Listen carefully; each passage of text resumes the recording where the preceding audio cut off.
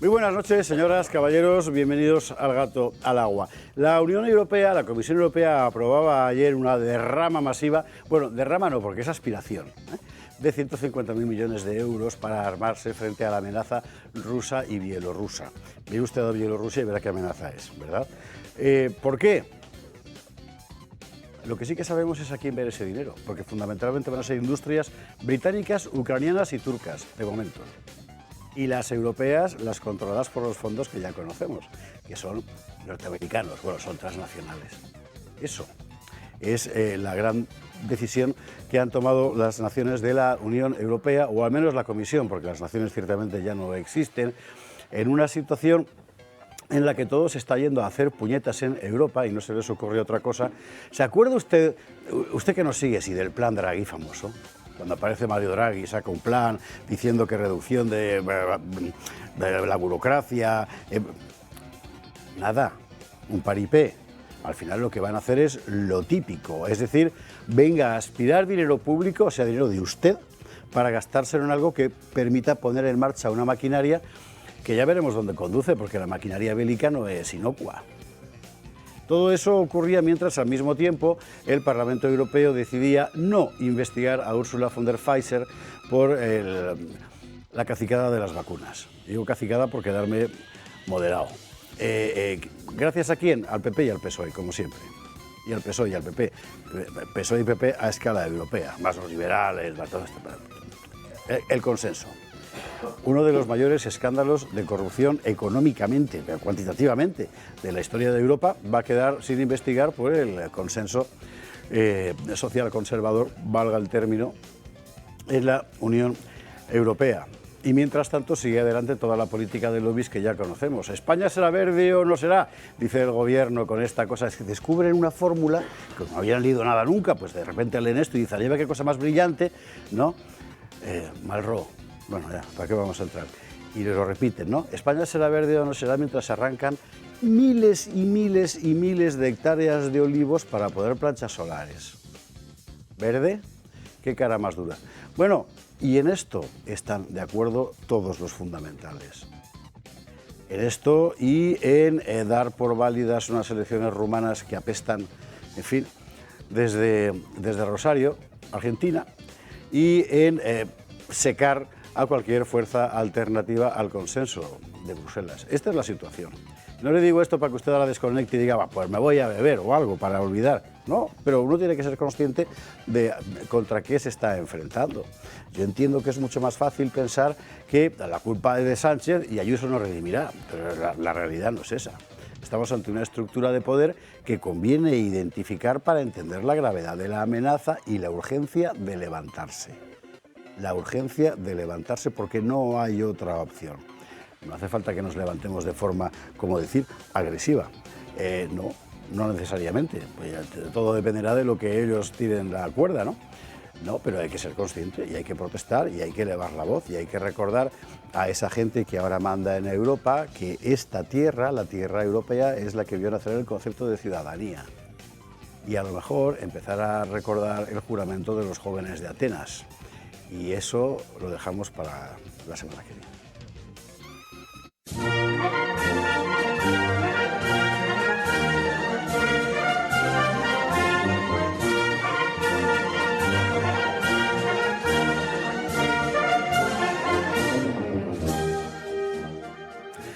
¿Y qué decía el juramento de los jóvenes de Atenas? Esto ya le digo, lo dejamos para la semana que viene porque me parece que es la primera declaración de deberes de la historia de Europa. Digo de deberes, no de derechos. Y está francamente bien. O sea, ser ciudadano te obliga a ciertas cosas. Y eso era precisamente aquel juramento que, por otra parte, es precioso. Bueno, le cuento, si escucha usted a lo largo del programa como un chirrido o así, no es porque súbitamente los coleópteros se hayan adueñado del estudio, sino por las sillas que tenemos. Estamos intentando cambiarlas, ya veremos si le podemos pedir un crédito a Putin o a quien sea, en fin. Y mientras tanto, eso sí, nosotros aquí en la barra de la cantina, el menú. Bueno, la OMS lo vuelve a hacer, una vacuna para gobernarnos a todos, Tratado Mundial de Pandemias, pero esta vez hay algo que falla. y eso que falla fundamentalmente son los Estados Unidos, que ya han dicho que ni en broma pasan por el aro. Bueno, esto está muy bien. Ahora veremos, porque hay otros países además de los Estados Unidos. Claro, ¿serán capaces de volver a atarnos? Ellos lo van a intentar, seguro. Y de nosotros va a depender otra vez ser capaces de desobedecer. Desobedecer como esos europeos que empiezan a plantearse y con enorme fuerza la necesidad de una rebeldía frente a la Comisión Europea, restablecer las soberanías nacionales en la Unión. Ayer tenía lugar un acto bajo esa rúbrica, con húngaros, polacos, tuve yo el honor de participar, Rodrigo Ballester también, que vendrá dentro de un rato a contárnoslo. Y oiga, es el lema de nuestro tiempo, seguir siendo lo que somos. Somos Estados-nación porque somos ciudadanos de algo.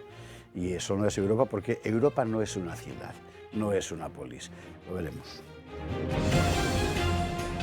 En el capítulo ¿Y Franco qué piensa de esto? Teníamos hoy muchísimo de lo que hablar y además ciertas dudas que nos ha resuelto Televisión Española con esa impresentable facundia políticamente correcta suya, cuando el otro día, hablando de unas monjas beatificadas, decía que eran monjas que desaparecieron en 1936 cuando se las llevó un grupo de milicianos. O sea, que desaparecieron. ¡Fus! Cuando crees que me ves, cruzo la pared, hago chas y aparezco a tu lado, como la canción de Cristina Rosenvinge. O sea, hay que ser canalla, de verdad. Bueno, vamos a contar estas historias de estas monjas y de otras tantas. Y bueno, por si usted lo dudaba, una vez más se verifica el axioma de Esteban, que es los fachas siempre tenemos razón. Efectivamente, Biden era mentira todo él. ¿Usted se acuerda cuando empezábamos a sacar aquí esos vídeos donde era manifiestamente un doble, no era Biden quien aparecía? Y la gente te decía conspiranoico, pues efectivamente era un doble. O sea, Biden estaba anulado enteramente, no por otro, sino porque no podía, era incapaz. Así como parece que se ocultó su cáncer, sabe usted que se lo ha detectado, ya lo sentimos, un cáncer de próstata. Vamos a ver, a un señor a esa edad no le aparece de repente un cáncer de próstata nuevo, es decir, eso no suele funcionar así. Trump decía el otro día, ha ocultado a la población que tenía un cáncer de próstata. Bueno, en realidad lo que ha ocultado es que no existía Biden. No existía. Veremos.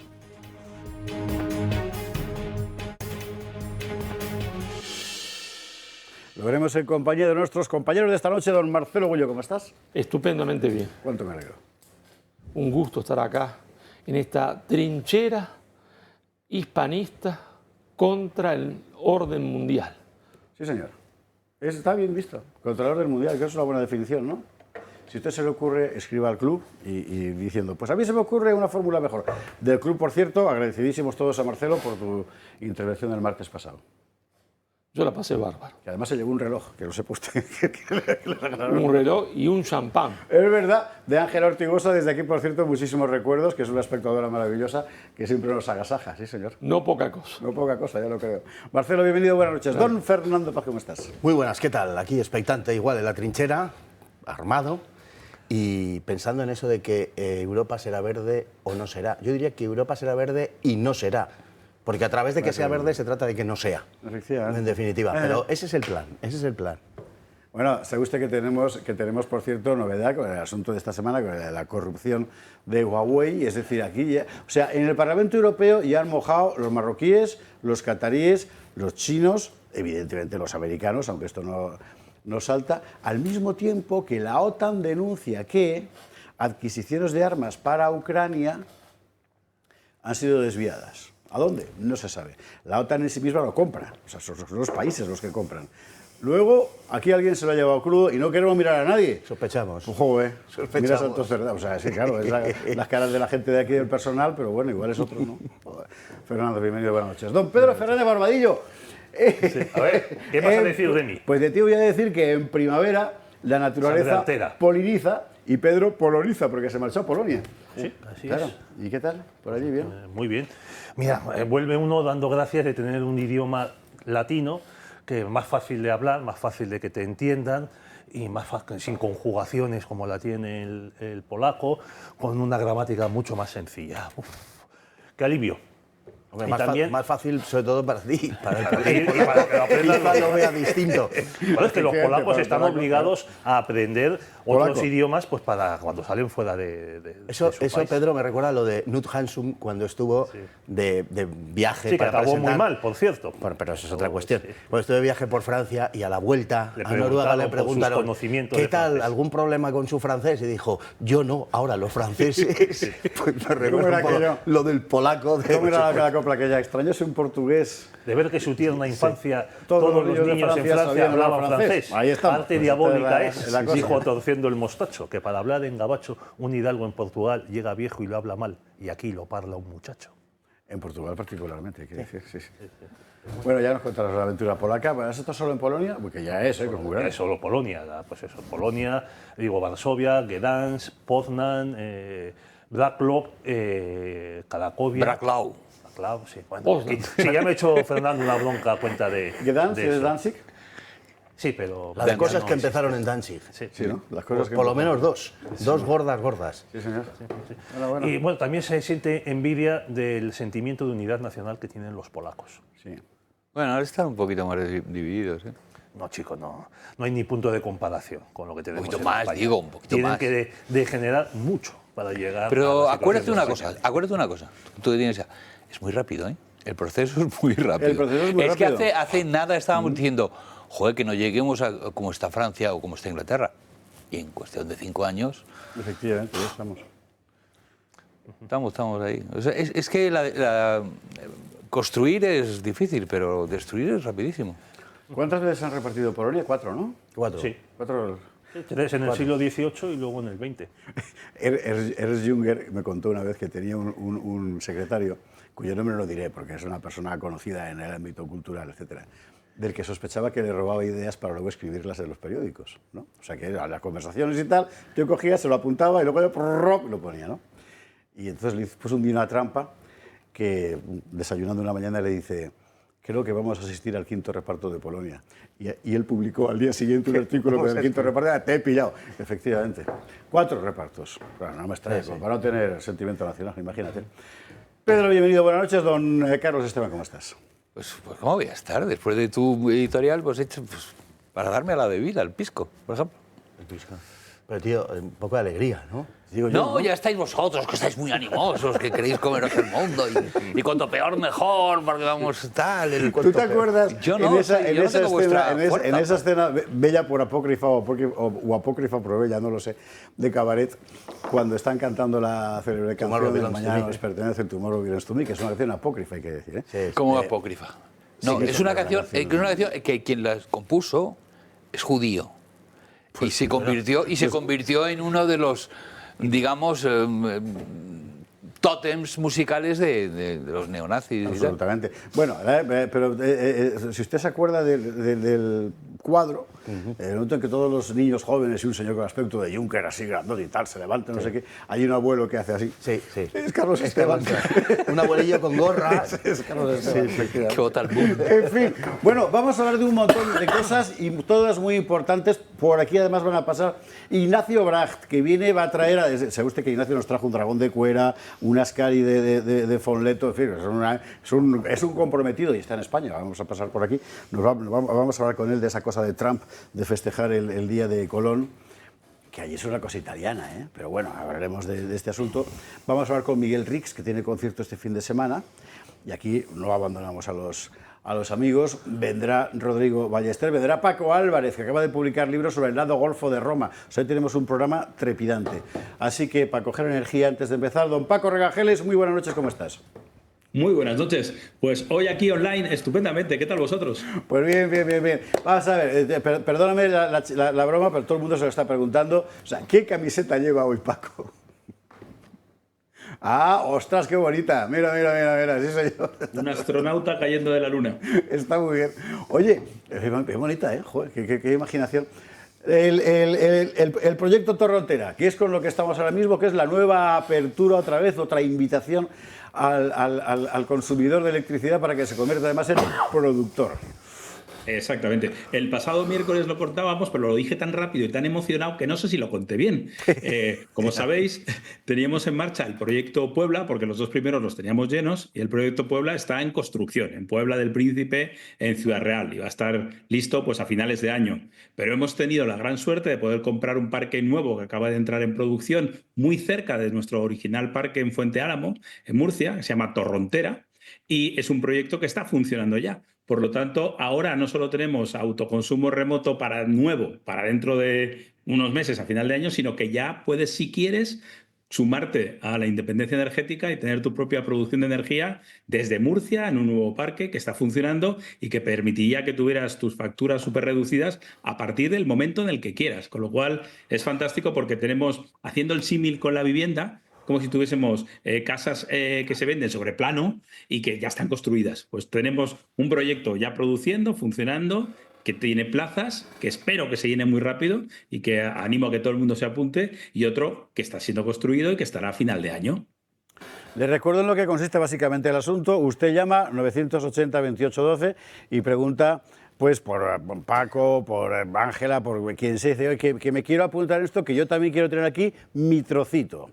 Y a vosotros ya le contéis cómo funciona, cuáles son las condiciones. La cosa es que a partir de ese momento, incluso si usted no tiene placas solares en casa, puede disponer de la energía que se va a producir ahí. Claro, la clave de Comunidad Solar y lo que tratamos de conseguir es que todo el mundo tenga, por un lado, su propia producción de energía renovable, tenga o no tenga un tejado. Si tienes un tejado, te ponemos paneles, pero si no tienes un tejado, te proponemos el autoconsumo remoto para que tengas tu producción desde los ríos y los parques fotovoltaicos de España, y te llevamos la energía a tu casa como si tuvieras los paneles en tu tejado. Y por otra parte, ya desde hace un mes, antes del apagón, lanzamos la campaña de ponte baterías en tu casa, que es maravilloso porque aunque no tengas paneles solares, puedes tener una batería que te deja protegido ante apagones, que parece que no van a parar, tremendo esto, y además puedes usarla como herramienta de ahorro, porque como la energía diaria tiene diferentes precios, depende de la hora, cargas la batería en los momentos que está la energía barata y la usas cuando está cara, con lo cual es como si tuvieras tu energía siempre barata. Por lo tanto, estamos ahí intentando cambiar las reglas del juego del mercado eléctrico, y lo que queremos es que tú, que ustedes, que nuestra audiencia, nuestros comuneros y los espectadores del Toro sean los dueños de su propia producción. No estén atados a un mercado eléctrico variable que el precio sube y baja. De esta manera te aseguras que tienes la energía a 0 euros 40 años, que es como muy barato. Es como muy barato. 980-2812, comunidadsolar.es. Paco Regangeles, gracias mil. Muy buenas noches. Feliz fin de semana a todos. Igualmente, gracias. Nosotros podemos hacer dos cosas. Raquel, lo que tú mandes.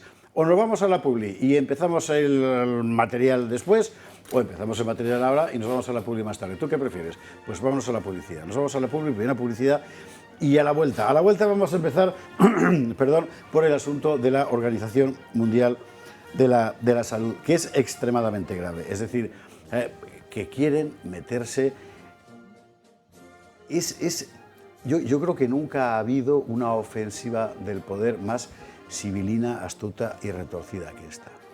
Porque este no es alguien que te quiere mandar para gobernar tu economía, para prometerte el paraíso en la tierra, la igualdad del proletariado, o la superioridad racial, o el libre mercado infinito. ¿No? Es que te voy a salvar la vida porque sin mí te vas a morir. Hay que ser canalla. Bueno, publi y lo vemos. Estamos de vuelta, Gato de Viernes, Gato de Úsares, a nuestras espaldas los úsares de nuestro maestro padrino Augusto Ferrer Dalmau. Sobre la mesa, el batallón creciente de la madrina Paz. Bueno, ya le relataré luego cuando venga Ignacio Bracht y empezaremos a contar aquí quién es quién, pero bueno, empezando, y la falcata ibérica. Le voy a contar yo a usted el secreto de la falcata ibérica, esa maravillosa que está al lado de Carlos Esteban. Antes nos vamos a la cuestión de la Organización Mundial de la Salud. ¿Sabe usted que el COVID-19 sirvió para que de repente se intentara crear una instancia transnacional de poder con la connivencia de los gobiernos nacionales para gobernarlos a todos, en nombre de la salud, exactamente según el catecismo de la Agenda 2030? Aquello salió regulín, desde el punto de vista del poder.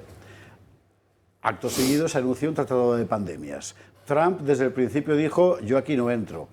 Como secretario de Salud cogió a Robert Kennedy, que es un enemigo feroz de la OMS, y se han marchado.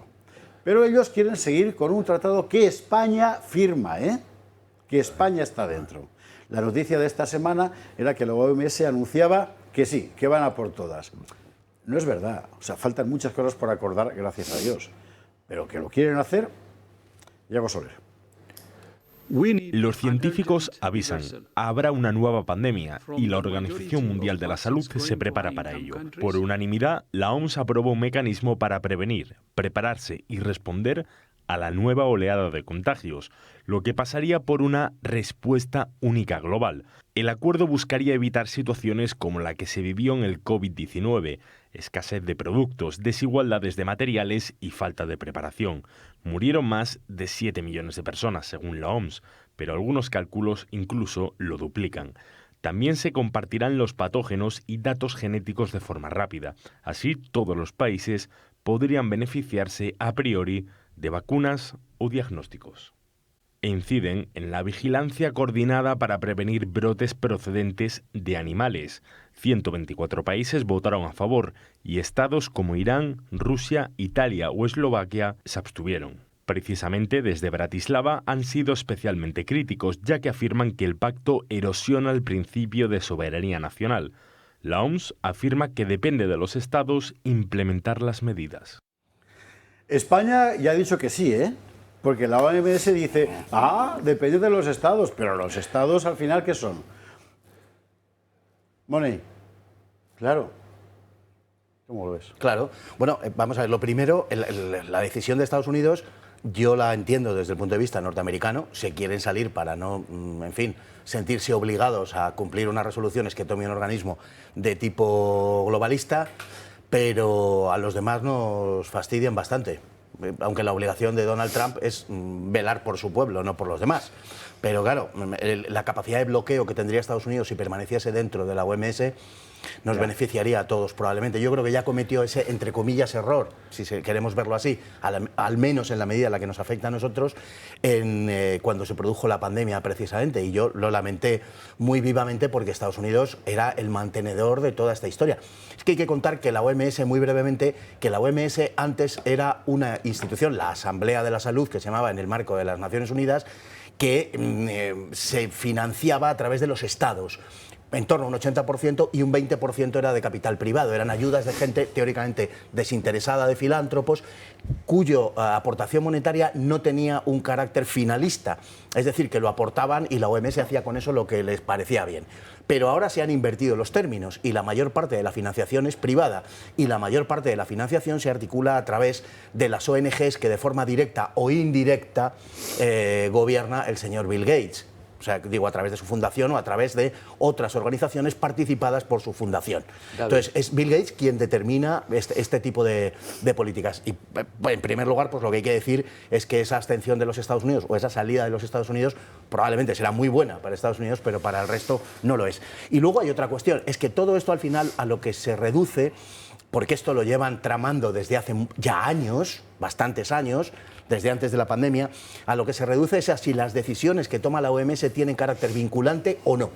En definitiva, hasta ahora no tenían carácter vinculante y lo que se va a consagrar a partir de este tratado es que sí lo tengan. Es decir, es que todos los que firmen eso queden políticamente reducidos a ejecutar las decisiones que tome don Tedros. Esa era, ¿cómo no va a estar España, por supuesto, en eso? Al final es muy fácil venderlo por lo que contabas tú al principio. Es decir, porque ya no se trata de alcanzar una utopía en el horizonte que verán nuestros nietos, que puede ser de cualquier tipo. Se trata de salvarnos la vida. Nos van a salvar la vida gracias a las decisiones que ellos tomen. Es una cosa maravillosa. Y el rebaño, naturalmente, atemorizado, pues va a decir que sí a esa capacidad que va a tener un organismo de tomar decisiones globales ante problemas globales. Y nos quedamos con la boca abierta y les acabaremos haciendo la ola. Y nos encerrarán en nuestras casas cuando el señor Gates, entre otros, pero fundamentalmente él, lo tenga bien. Argentina, Marcelo, también está fuera de la OMS, también se ha marchado. Bueno, no va a firmarlo. No va a firmarlo. Ahora, después de la victoria de Trump, el gran bastión del globalismo en el mundo es la Unión Europea. Absolutamente. Era el bastión del globalismo Estados Unidos con Biden y con los republicanos no trampistas. Es la Unión Europea. Ahora, yo te escuchaba atentamente cuando hiciste la introducción al programa, ¿no? Por eso anoté el gran bastión del globalismo en la Unión Europea. España está en la OMS y firma. ¿La OMS qué es? No es otra cosa que la herramienta política de la industria farmacéutica. Y la industria farmacéutica forma un mismo conglomerado con la industria de las armas y con el capital financiero internacional. Son la misma cosa. Capital financiero internacional que controla la industria farmacéutica, que controla la industria de las armas y que controla los medios masivos de comunicación, lo que yo llamo la oligarquía financiera internacional, que es la que controla Europa. Ahora, a mí me llama la atención, ¿no es cierto?, porque me parece que el debate político español cuando se analiza esta cosa es como del vuelo de las gallinas, pues entonces dice, ahí está Sánchez, y entonces hacen manifestaciones porque Sánchez es un corrupto. Mire, Sánchez es un corrupto, ese no es el problema principal. Ojalá fuese solo corrupto.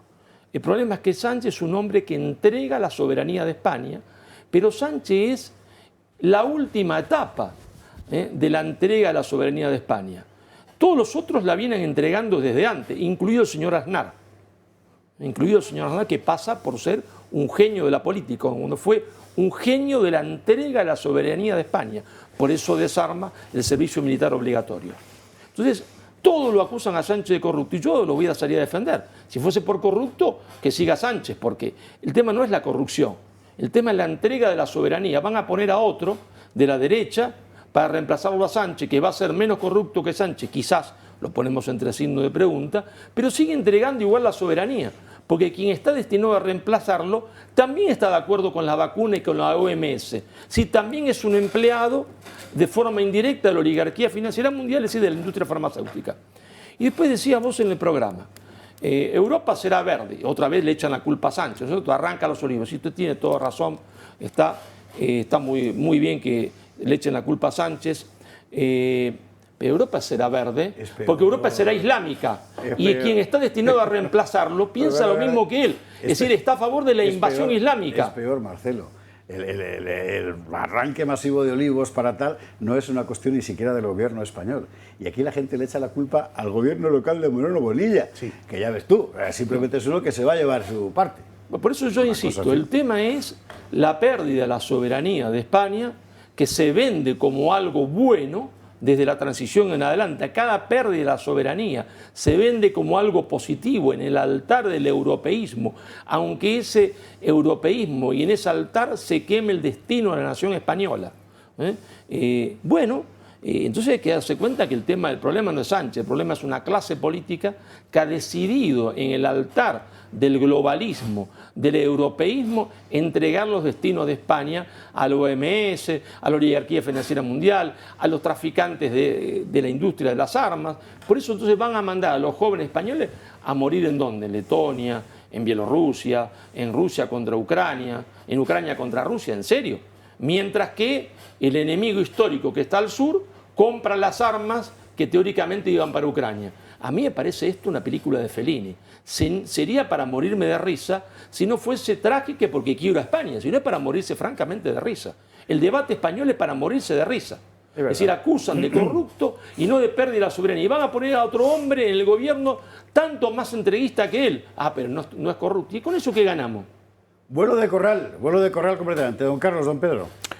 Bueno, yo, como ya he dicho, considero que la crisis del COVID fue una especie de ensayo de cómo iba a funcionar el globalismo, el gobierno mundial, sí, señor, más o menos.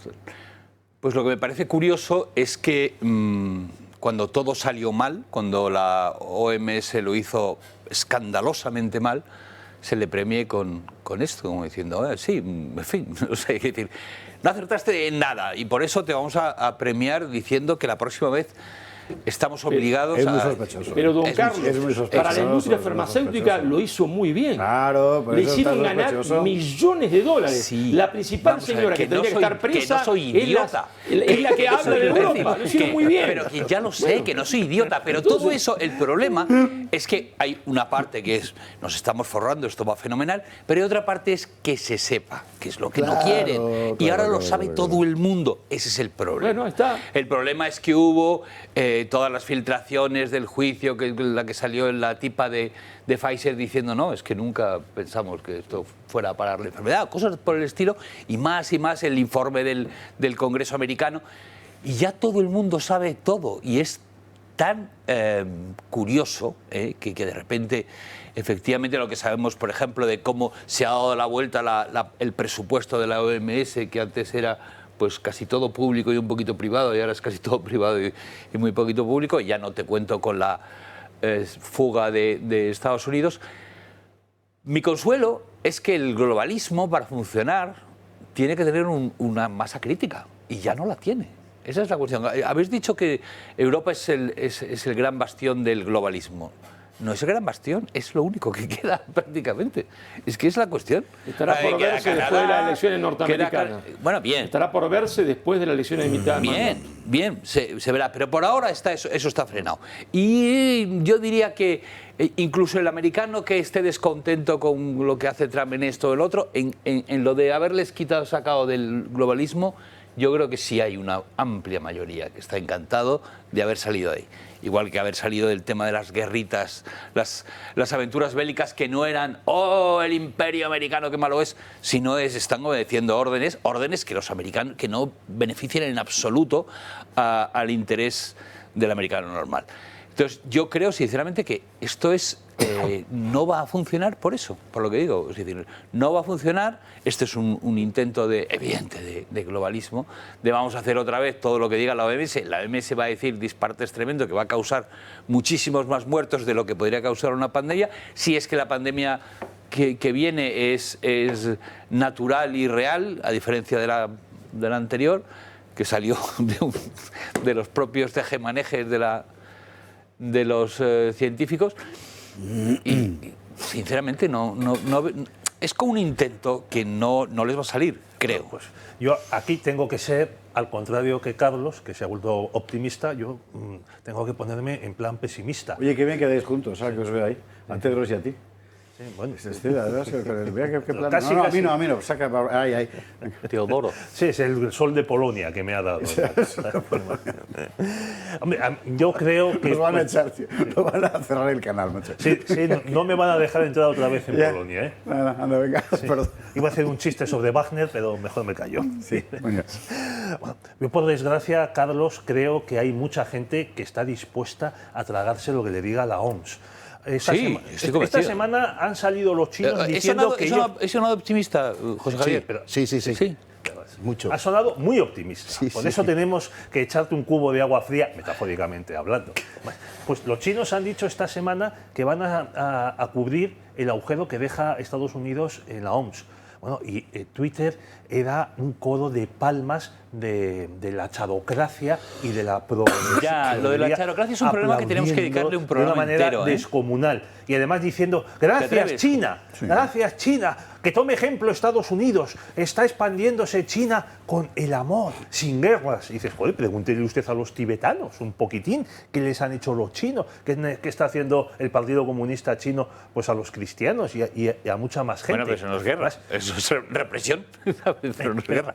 Pero además, el problema, aparte de los gobiernos que estén dispuestos a tragar, porque ya sabemos las trampas que hacen aquí los globalistas con los créditos del FMI, que si, como se vio en Argentina, que si quería el gobierno argentino de Macri un crédito del FMI, tenía que aprobar el aborto, la despenalización del aborto. O sea, yo me temo que eso lo van a acabar también imponiendo de alguna manera.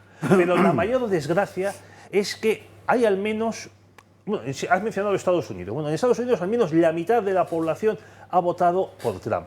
Pero es que en España no llegaríamos a ese porcentaje.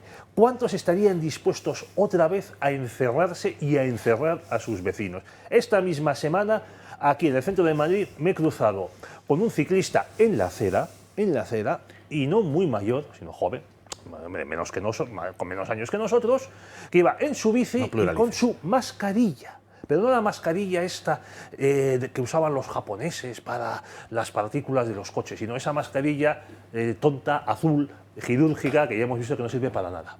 Y dicen, bueno, pues este ciclista y muchos más estarán dispuestos a lo que sea. Yo tengo que, en este momento, y dada la fecha que vivimos, entiendo, hay mucha gente que lleva mascarilla porque el polen es insoportable en un montón de lugares y contra eso sí que te proteges. Totalmente, sí. Claro, sí, no, eso es importante señalarlo, porque si no va a pensar uno, escuchando a Pedro Fernández Barbadillo, que el 95% de los españoles son gilipollas, y no, todos no, pero más o menos. antes de primavera ya había pobre gente que seguía paseando con mascarilla. Sí, pero entiendo. Pero lo de primavera sí que he visto varios, que además como les conozco y sé que... Oye, qué raro que te vea con mascarilla. No, es que, joder, el polen. Y eso sí, o sea, el polen no es un virus, el polen es muchísimo más gordo. Sí, el polen es... y lo para. No, el otro día te he contado de una persona, una anciana, que ha estado 5 años en su casa y que le convencieron que saliese con motivo de la Semana Santa. Pues ven a ver las procesiones. Igual no se había enterado, era como el japonés ese que pillaron en el año 72 haciendo guardia en un atolón del Pacífico, porque no se había enterado que el 45 había acabado la guerra.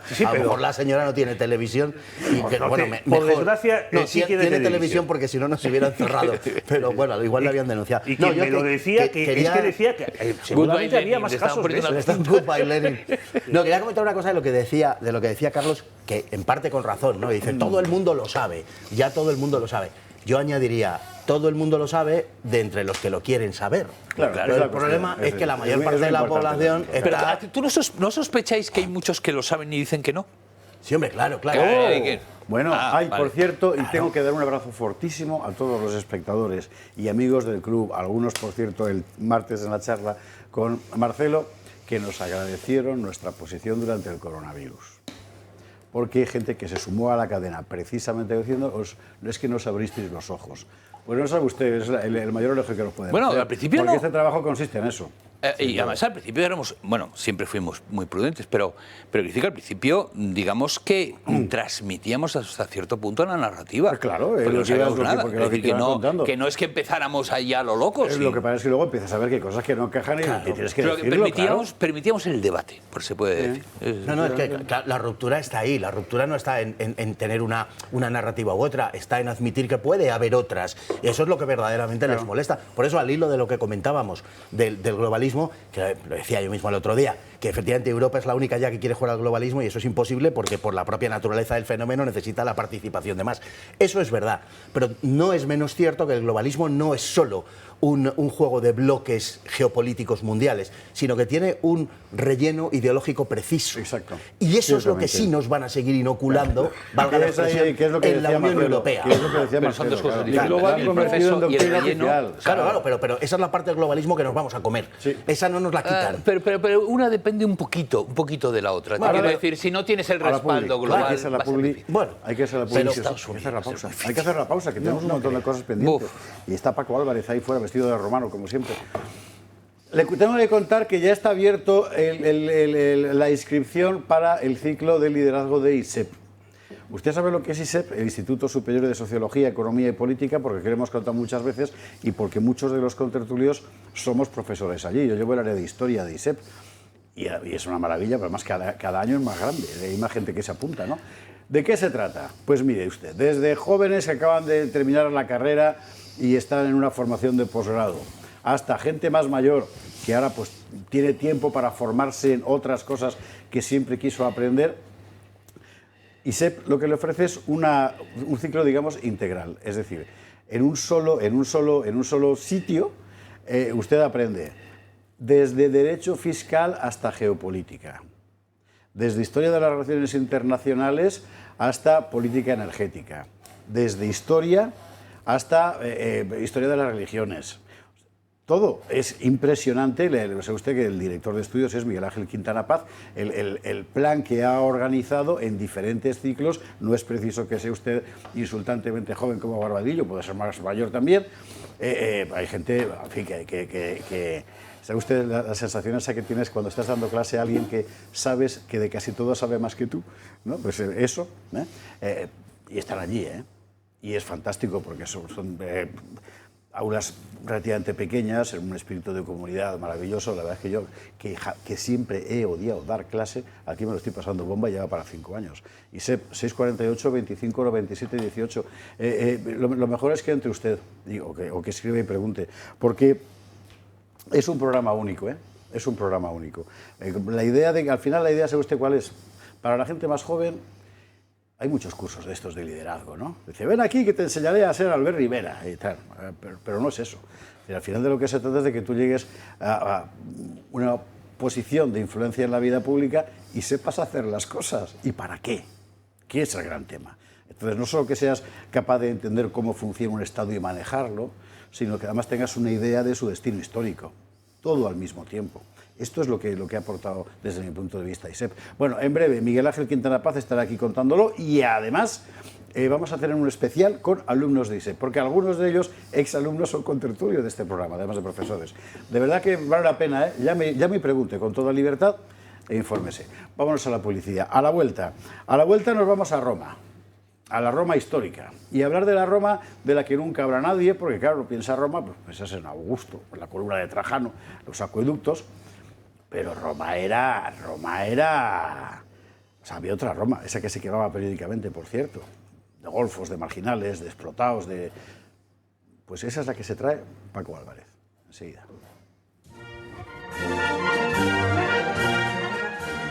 Estamos de vuelta, gato de Úsares, gato de viernes, Manuel González, abrazo fortísimo. Manuel González de Barcelona, que es el que nos regaló la falcata ibérica que luce ahí a la izquierda, a la vera de Carlos Esteban, por si la puede utilizar. La espadica, que ese es que de verdad, sois maravillosos. No sé si se ve, no, porque está más a la izquierda todavía ahí está, que estaba tapada. Ahí está, el arma por antonomasia del Ibero. Sí, señor. Una espada, en fin, que esta la cogieron las, bueno, pero las era de tamaño espada, claro. Les hubiera gustado. Bueno, la incorporaron algunas, ¿no? No, el Gladius Hispaniensis, que es un poco distinto. Esta lo que hizo fue que los romanos tuvieran que poner un borde metálico al escudo, porque la cortaba como mantequilla. Y antes de que se enfrentaran a los iberos, no tenía... Los escudos romanos eran de madera y ya está, no tenían borde metal. Paco Álvarez, muy buenas noches. ¿Qué tal? Buena. A ver qué lleves ahí. Aquí, de unos amigos de... Sí, unos amigos de Draco Ideas que hacen juegos de guerra y tal, y oye, pues como que me va esto. Pues estirado sin mandar también para aquí para todos. Sí, ¿no? Porque Barbadillo quiere una fijo, yo también. Y Fernando Paz, alguna que te ponga algo un poco más agresivo. Les aviso. A veces al Moritur y te será una cosa así. Pero vamos. Bueno, ¿cómo se te ha ocurrido esta idea? La verdad que es genial.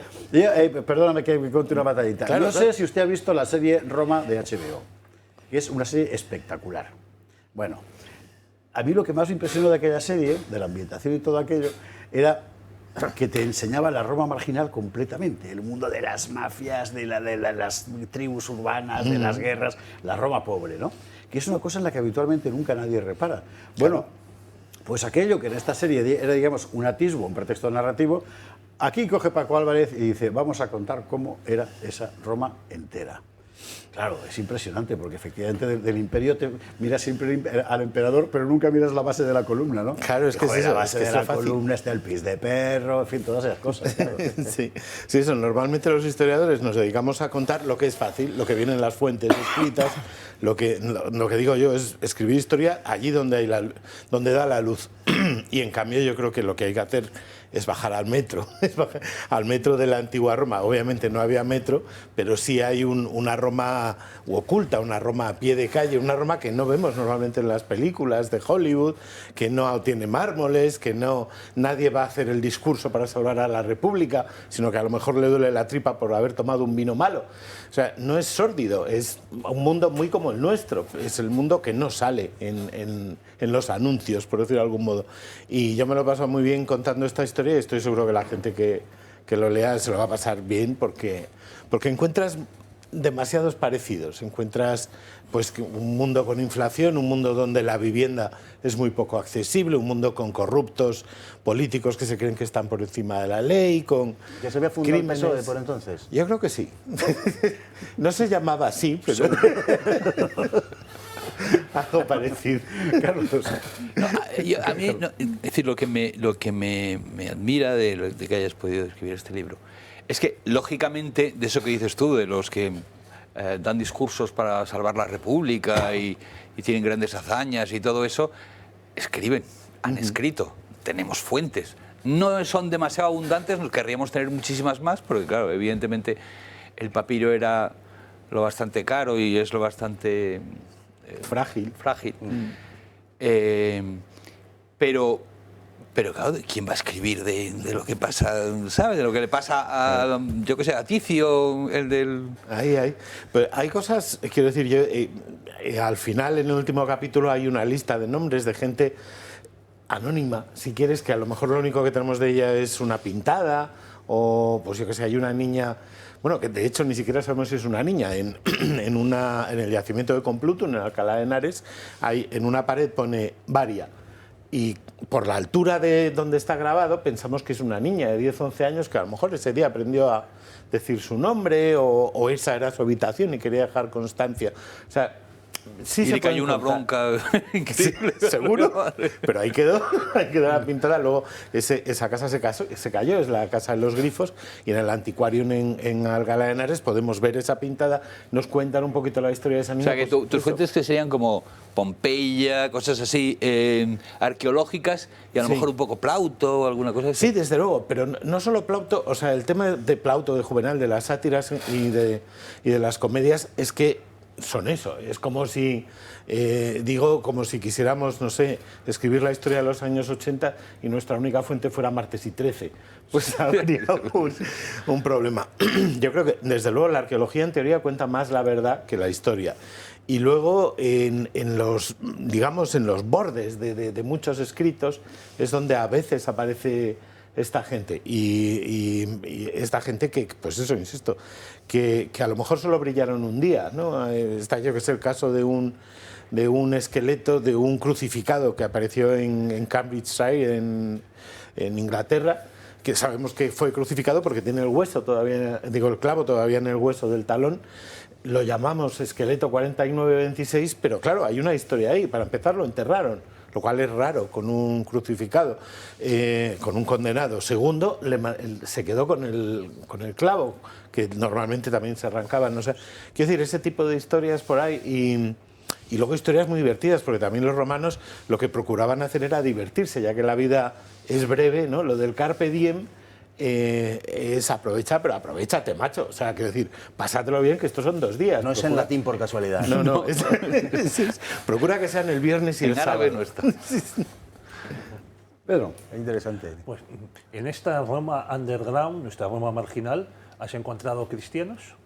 Algunos, sí. De hecho, he encontrado incluso cristianos hispanos. Hay un pueblo muy curioso, una nación que se llamaban los badinienses, que eran de norte de León, sur de Asturias, de la que no sabemos nada.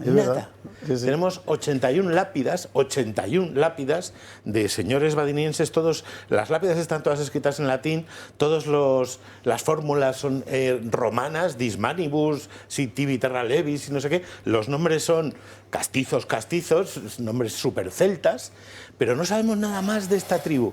Y 2 de las lápidas que conservamos ya son cristianas. Son igual que las anteriores, sabemos que son badinienses porque en casi todas terminan diciendo, yo qué sé, tal de no sé qué, de la tribu de no sé qué, hijo de no sé quién, badiniense. Y luego Zaca, ya cuentan quién, digamos, construyó el monumento, la lápida, pero además están todas fuera de contexto. Había una que era un escalón de un hórreo, o sea, que otra era un altar de una iglesia en un pueblo. Sí, claro, lo van sacando efectivamente. Claro, son todo espolia, entonces es complicado. No sabemos ni si había ciudad, Badinia, si eso es una zona, sí. Y también, pues oye, los badinienses también se merece que hablemos de ellos, sí. Hay cristianos underground. No solo en las catacumbas. No, estaba yo dándole vueltas a lo que ha contado de Alcalá de Henares, de esa niña que a esa edad hizo la pintadita de su nombre y tal, porque no es exclusivo de los romanos. 2000 años después, los niños de esas edades, doy fe, siguen pintando en las casas. Y tienes pruebas. Poniendo su nombre en el mejor de los casos. Sí, el nombre en el mejor de los casos, porque también pintan otras cosas. Pero es verdad que, claro, nos encontramos a través de la arqueología con situaciones que nos evocan poderosamente nuestro tiempo. Es decir, el ser humano, dentro de un orden y de un tiempo para acá, ha sido básicamente igual. Es decir, reproducimos los mismos comportamientos, las mismas cosas, los mismos defectos, las mismas aspiraciones, las mismas frustraciones, ¿no? Y a mí es un libro que me acabo de enterar que existe, que lo acabas de sacar. No tiene nada raro, pero estoy deseando leerlo, te lo garantizo. Pues estoy deseando que opines de él, porque tengo evidentemente alta estima en tu opinión. Pero vamos, sí, acaba de salir. De hecho, lo presentamos el jueves 29, el próximo jueves 29, en la Casa del Libro de Gran Vía, Gran Vía 29, a las 19 horas. Obviamente, quien quiera venir es libre hasta completar aforo, y cabemos unos cuantos, y ahí hablaremos de esto y de cosas muy curiosas, porque, por ejemplo, de lo que decías, me estaba acordando de, claro, hubo una universidad de bárbara, ¿no? No sé si eran austríacos o por ahí, que dijeron, oye, si vemos todas las lápidas de todos los romanos en las que digan cuál era su profesión y lo metemos en un ordenador, podremos cuantificar cuántos romanos se dedicaban a qué profesiones. Y entonces lo hicieron, 360 lápidas de 300 ciudades, no sé qué, o 899, no me acuerdo, lo ponen en el libro, dicen el empleo. Y entonces lo metieron todo y dijeron, bueno, esto es magnífico, porque vamos a tener la solución real a nuestros problemas de saber a qué se dedicaban los romanos. Y luego no, resulta que el resultado, todos eran jefes. Claro, puede haber un sesgo, evidentemente, porque nadie que tenga una profesión que no sea de lustre lo va a poner en la lápida. En tu lápida no vas a poner que te dedicas a limpiar zapatos.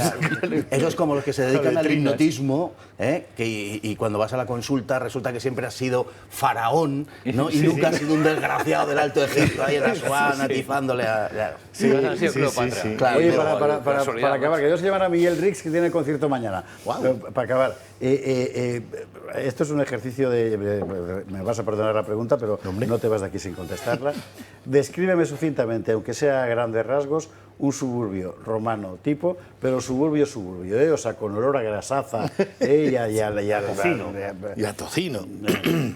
Pues yo diría que el Aventino, que es la colina típica, ¿no?, que está ahí detrás del Circo Máximo, y pues sí, pues son calles sucias, no como en las películas, son calles que obviamente el tráfico, como todos sabemos, en Roma solo podía circular, los carros solo podían circular de noche, entonces claro, las mulas, los bueyes y todo lo demás, lo que hicieran se quedaba en la calle hasta que lloviera o hasta que pasara lo que pasara. Son calles con muchas moscas, con muchos bares de todo tipo, porque la gente normalmente no puede cocinar en su casa porque es peligrosísimo y caro. Porque se quema mucho, ¿verdad? O sea, los incendios son permanentes. No, es interesante. Sí, es curioso. Yo creo que no son... hay un montón. Muchísimos. Yo creo que no son tan como... O sea, me refiero... Obviamente lo que se ha conservado son las noticias y las noticias que se incendian. Pero si fuera tanto como pensamos, casi sería distópica Roma. Pero sí, evidentemente, hay un montón de incendios. Y las casas son edificios de pisos que cuanto más arriba, peor, ¿no? Marcial vivía en una guardilla que dice, aquí no vendría a vivir conmigo ni el viento del norte, por ejemplo, en un sexto sin ascensor. La pregunta se impone, ¿cocinaba Nerón? Cocinaba Nerón, sí, pero con fuego muy fuerte. No, se le fue la mano en la barbacoa. Pero así se hizo, hizo un asado.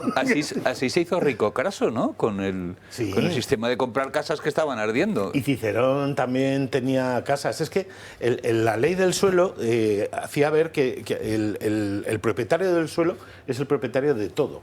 O sea, el suelo es tuyo y entonces lo que construyas ahí es tuyo también, lo que crezca encima de tu suelo. Claro. Qué bueno, mira.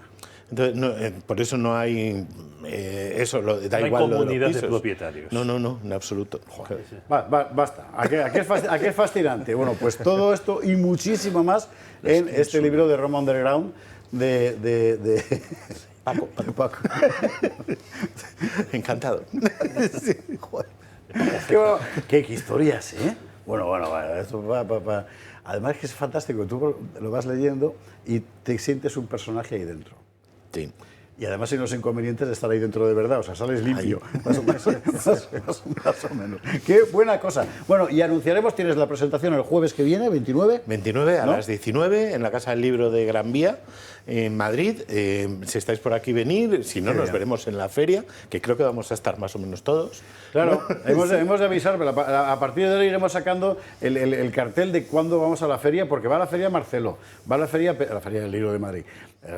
No a la de ganar.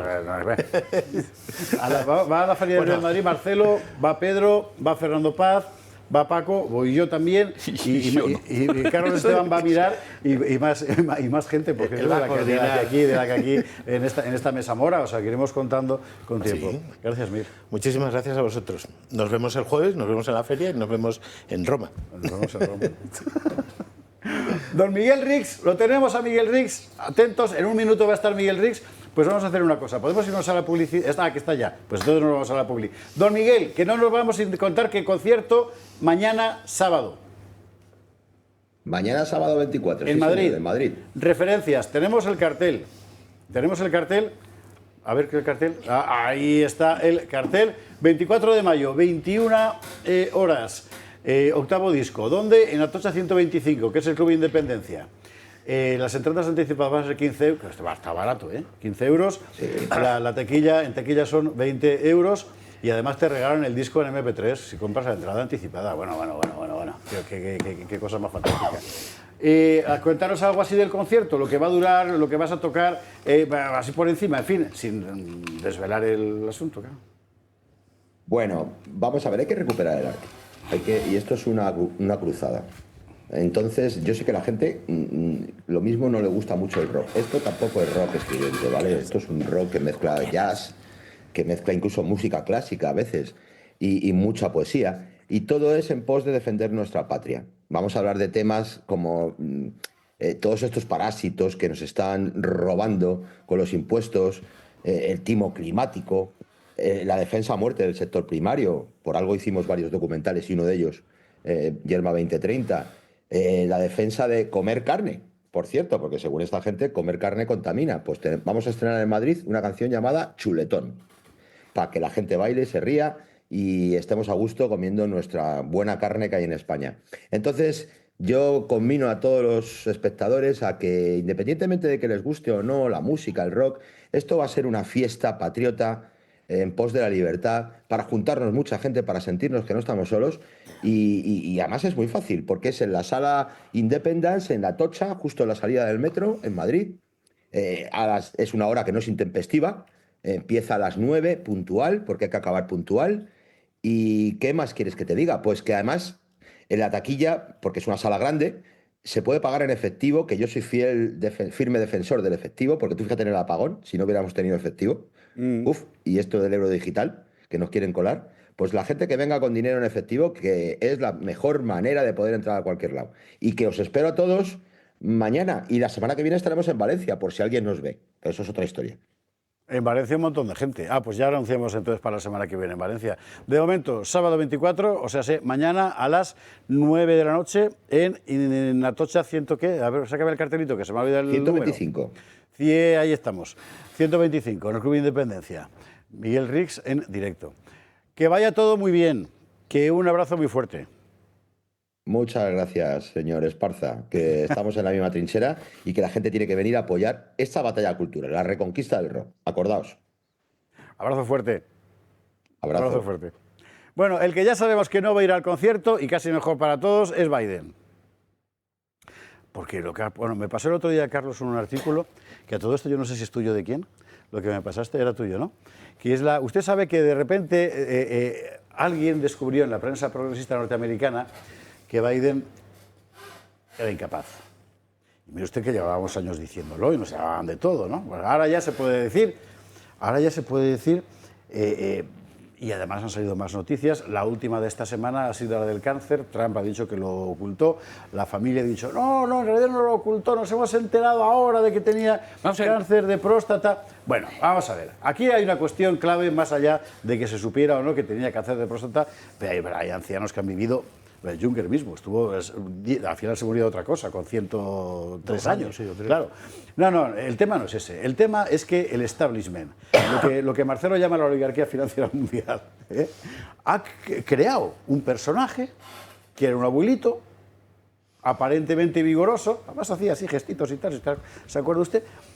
Y lo ha tenido al frente de la potencia hegemónica mundial durante 4 años, obligándonos a todos a creer lo del pangolín y lo de Biden. ¿Y nos lo hemos creído? Bueno, Carlos no.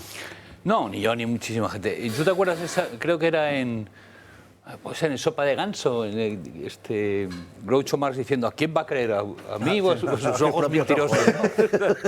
Pues yo creo que eso es... O sea, lo más indignante de la propaganda en nuestro tiempo no es que nos mientan, porque, por ejemplo, teníamos al lado el mundo comunista cuando éramos jóvenes, y el mundo comunista no hacía otra cosa que mentir.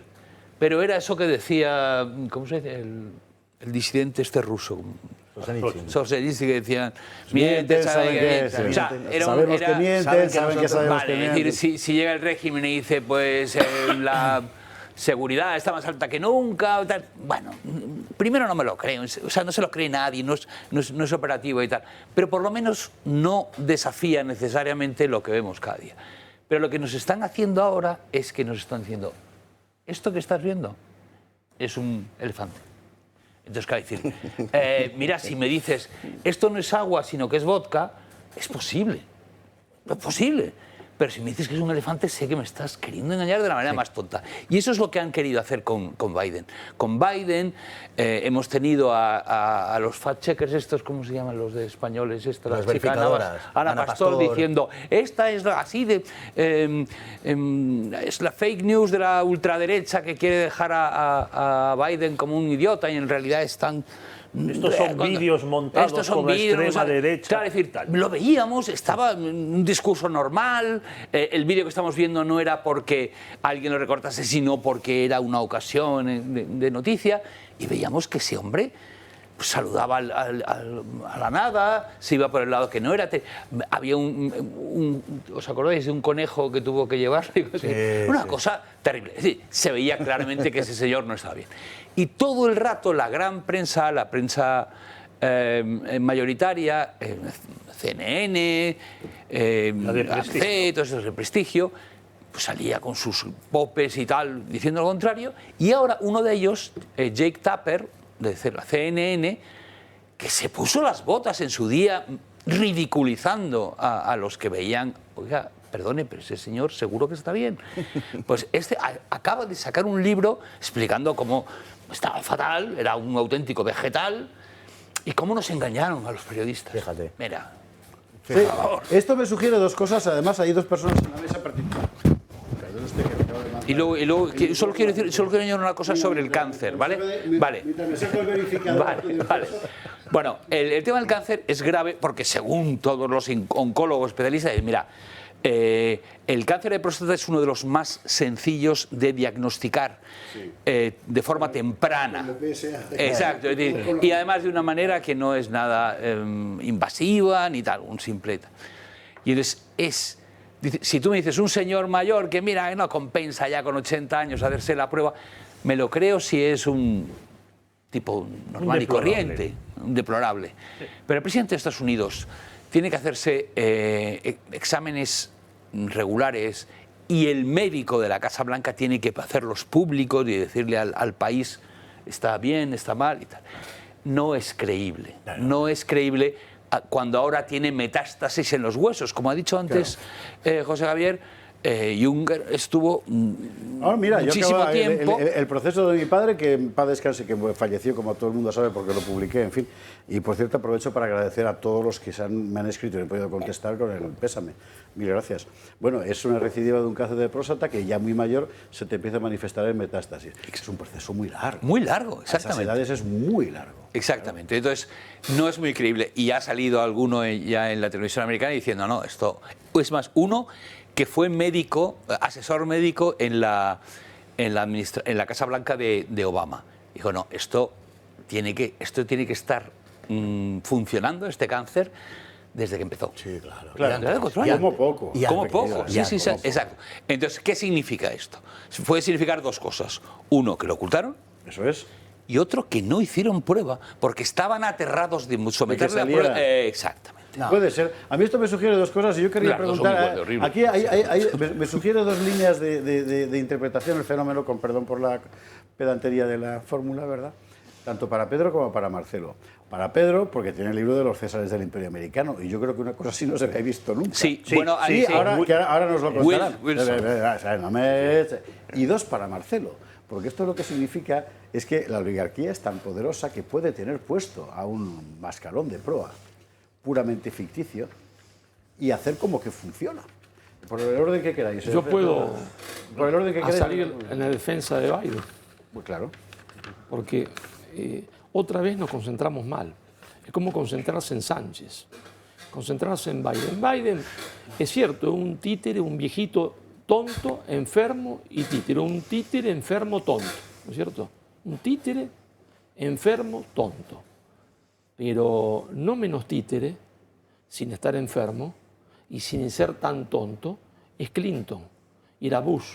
Es decir, son títeres de la oligarquía financiera mundial. Hasta que llega Trump, desde hacía muchísimos años los Estados Unidos no tienen un presidente. Por eso la reacción del pueblo norteamericano, eligiendo a Trump, es decir, por primera vez después de mucho tiempo, eligiendo un presidente de los Estados Unidos fuera de los orquestados por la oligarquía financiera internacional. Entonces, si cargamos las tintas sobre el viejito, tonto, que le tocaba el trasero a las chicas y no tan chicas, ¿está? A las jovencitas no tan sí, jóvenes. eso es efectivamente un folclore, claro. Bueno, Sí, sí. pero no, es un títere, pero tan títere como Clinton, ¿está? Y tan títere como Bush. Esto no quiere decir, porque ahí saben, después en Argentina me insultan que yo soy trampista defendiendo a Trump. Mire, Trump No, es pero, bueno Marcelo, para los pero hay- Estados pero hay- Unidos pero hay y una quizás diferencia. malo para mí. Pero hay una ¿está? diferencia. Y quizás malo para mí. Pero yo no defiendo a nadie. Yo veo una diferencia, sin embargo. Yo entiendo lo que dices. Evidentemente, Estados Unidos, desde su fundación, básicamente es eso, es una coalición de oligarquías. Pero me parece que lo que tiene de singular el caso de Biden es que es la expresión extrema. Es decir, no se trata de que escojas a un político simpático, de buen aspecto, que vaya a hacer y tal. O sea, es que puedes incluso poner un títere inanimado que funciona. Bueno, porque es la apoteosis del control de la Eso me oligarquía refiero. financiera mundial Claro, sobre Estados yo creo Unidos. que la es un apoteosis. más difícil todavía, ¿no? Es decir, Decías, Pedro, que tenías Sí, hubo un caso anterior a Biden, que es el del presidente Wilson, que después de pasearse por Europa, venir a las negociaciones, el Tratado de Versalles, a destrozar el imperio austrohúngaro, a dar independencia a paisitos y demás, vuelve a Estados Unidos y allí le da un ictus y queda alelado, queda con medio cuerpo paralizado, y la Casa Blanca, en la que mandaba a su señora, pues se dedica a negar... como en todas las casas. Sí, eso es, sí, pero en este caso, Sí, claro, sí, el es mundo. que los americanos no habían votado a la señora Ya. para que fuese presidenta, ni solo primera dama. Y entonces la señora y la camarilla de Wilson niegan que esté enfermo, incluso Secretario del llegan Tesoro era, a ¿no? denunciar ante los tribunales a un periodista que publica, fíjate, cuando el periodismo hacía estas cosas, que publica unos artículos hablando de la enfermedad de Wilson. Además, y luego ya con el tiempo pues, se reconoció y se supo que era verdad, que algunas de las decisiones que en apariencia había tomado Wilson, como el caso de Biden, pues la habían tomado otros. Yo El ahí mismo Wilson- estoy contigo, José Javier, en que la importancia de esto, de este asunto, es que al menos los Clinton, los Bush y compañía, hombre, les ponían el papel, lo leían y lo firmaban. Es que Biden ni eso. Había un Autopen. autopen Sí, que ya lo firmaban por él. Y también durante la campaña contó el presidente de la Cámara de Representantes, republicano, lo contó tarde, lo podía haber contado cuando pasó, que a principios del año pasado fue a ver a Biden, después de insistir de que le diesen largas, por un asunto legal. Que un proyecto de ley que había remitido la Casa Blanca a la Cámara de Representantes. Y estaba Biden con una especie de equipo de baloncesto detrás, 4, 5, 6 asesores, y le decía, oiga, señor presidente, que usted ha mandado este papel. Yo no me acuerdo de eso. Y el equipo de baloncesto decía, sí, presidente, acuérdese de esto, tal, no sé qué. Y llega a la conclusión de que ya estaba en marcha el gobierno oculto. Claro, ahora conecte usted todo esto con toda esa narrativa acerca del Deep State, del Estado profundo. O sea, no es que sea una... Es que si no hubiera Deep State, no habría United States. No, es que hay tipos de izquierda, demócratas, conocidos, comentaristas, que dicen escriben columnas y tweets también diciendo gracias a Dios por el Estado profundo. Claro, porque si no, esto sería ingobernable. Hubiera sido es que Estados Unidos ha sido Deep State en el último siglo, permanentemente. Sí. Es que Trump es la excepción.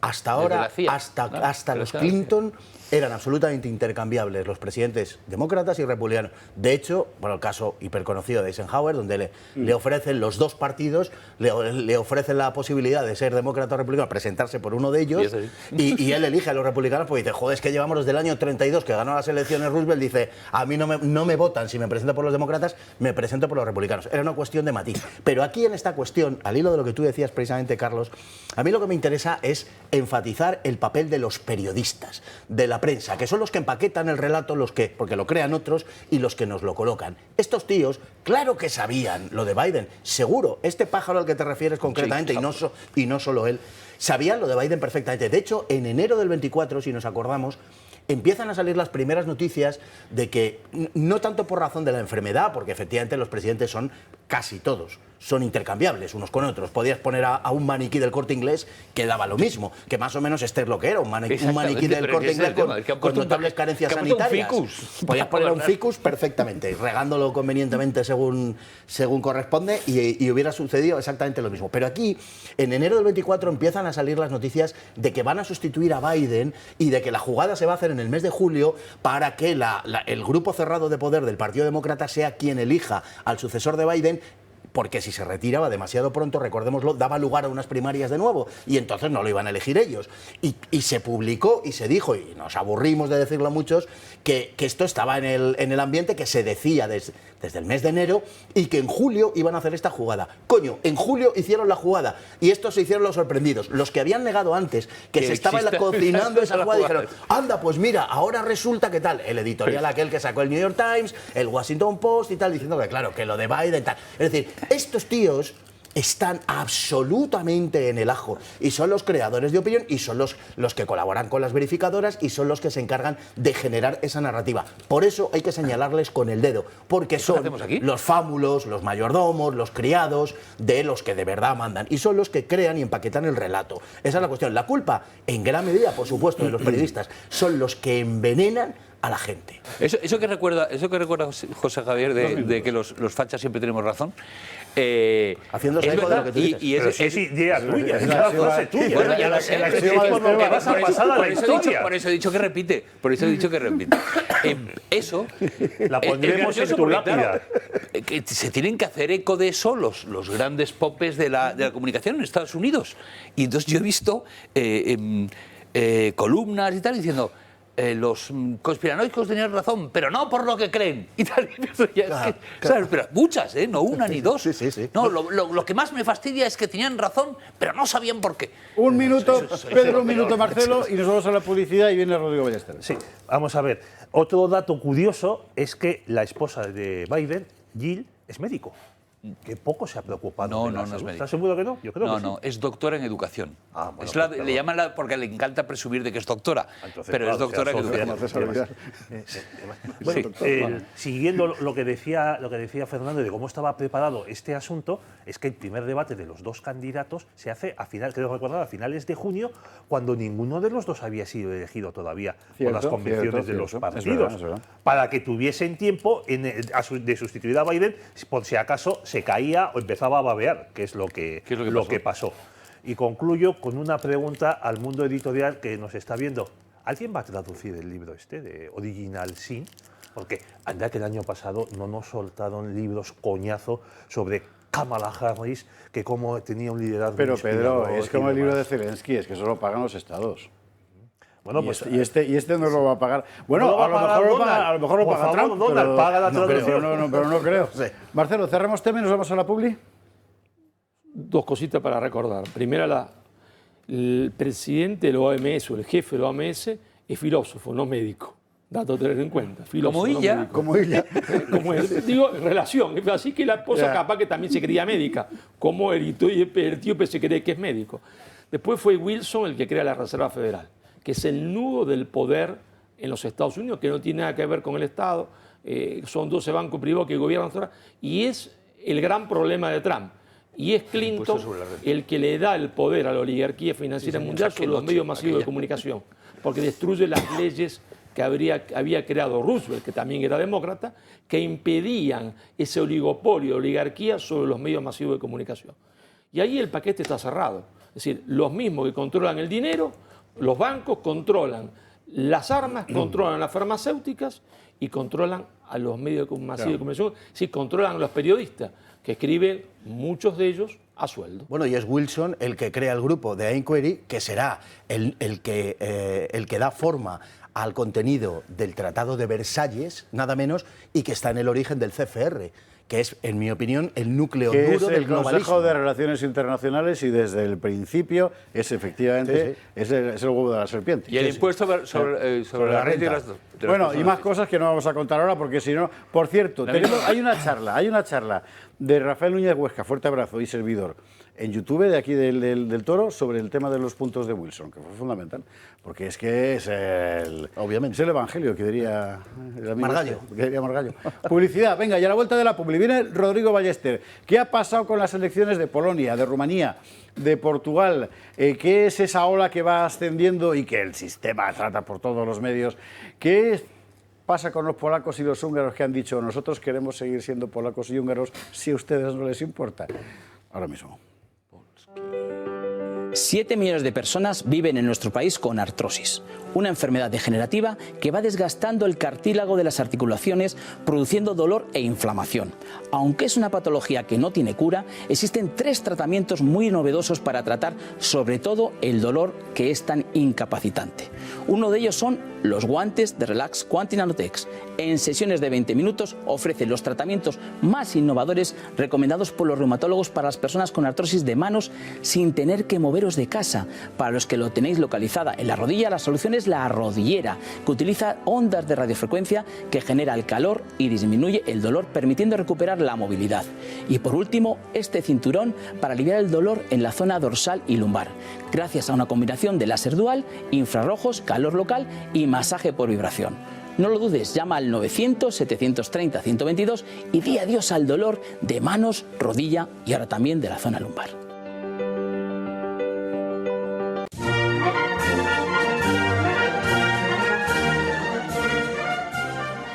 Estamos de vuelta, Gato de Viernes, Gato de Húsares, y lo hacemos con el húsar más húsar de todos nosotros, porque vive en Budapest. Don Rodrigo Ballester, ¿cómo estás? ¿Qué tal? Buenas noches, muchas gracias por la invitación una vez más, encantado de estar aquí. Soy el húsar más húsar por ser de Budapest, pero como le decía ahora a Carlos, yo en esta mesa a veces me siento como el woke y el federalista y esas cosas. Pero claro, que aquí a nuestra derecha la pared, macho. Sí. Es que...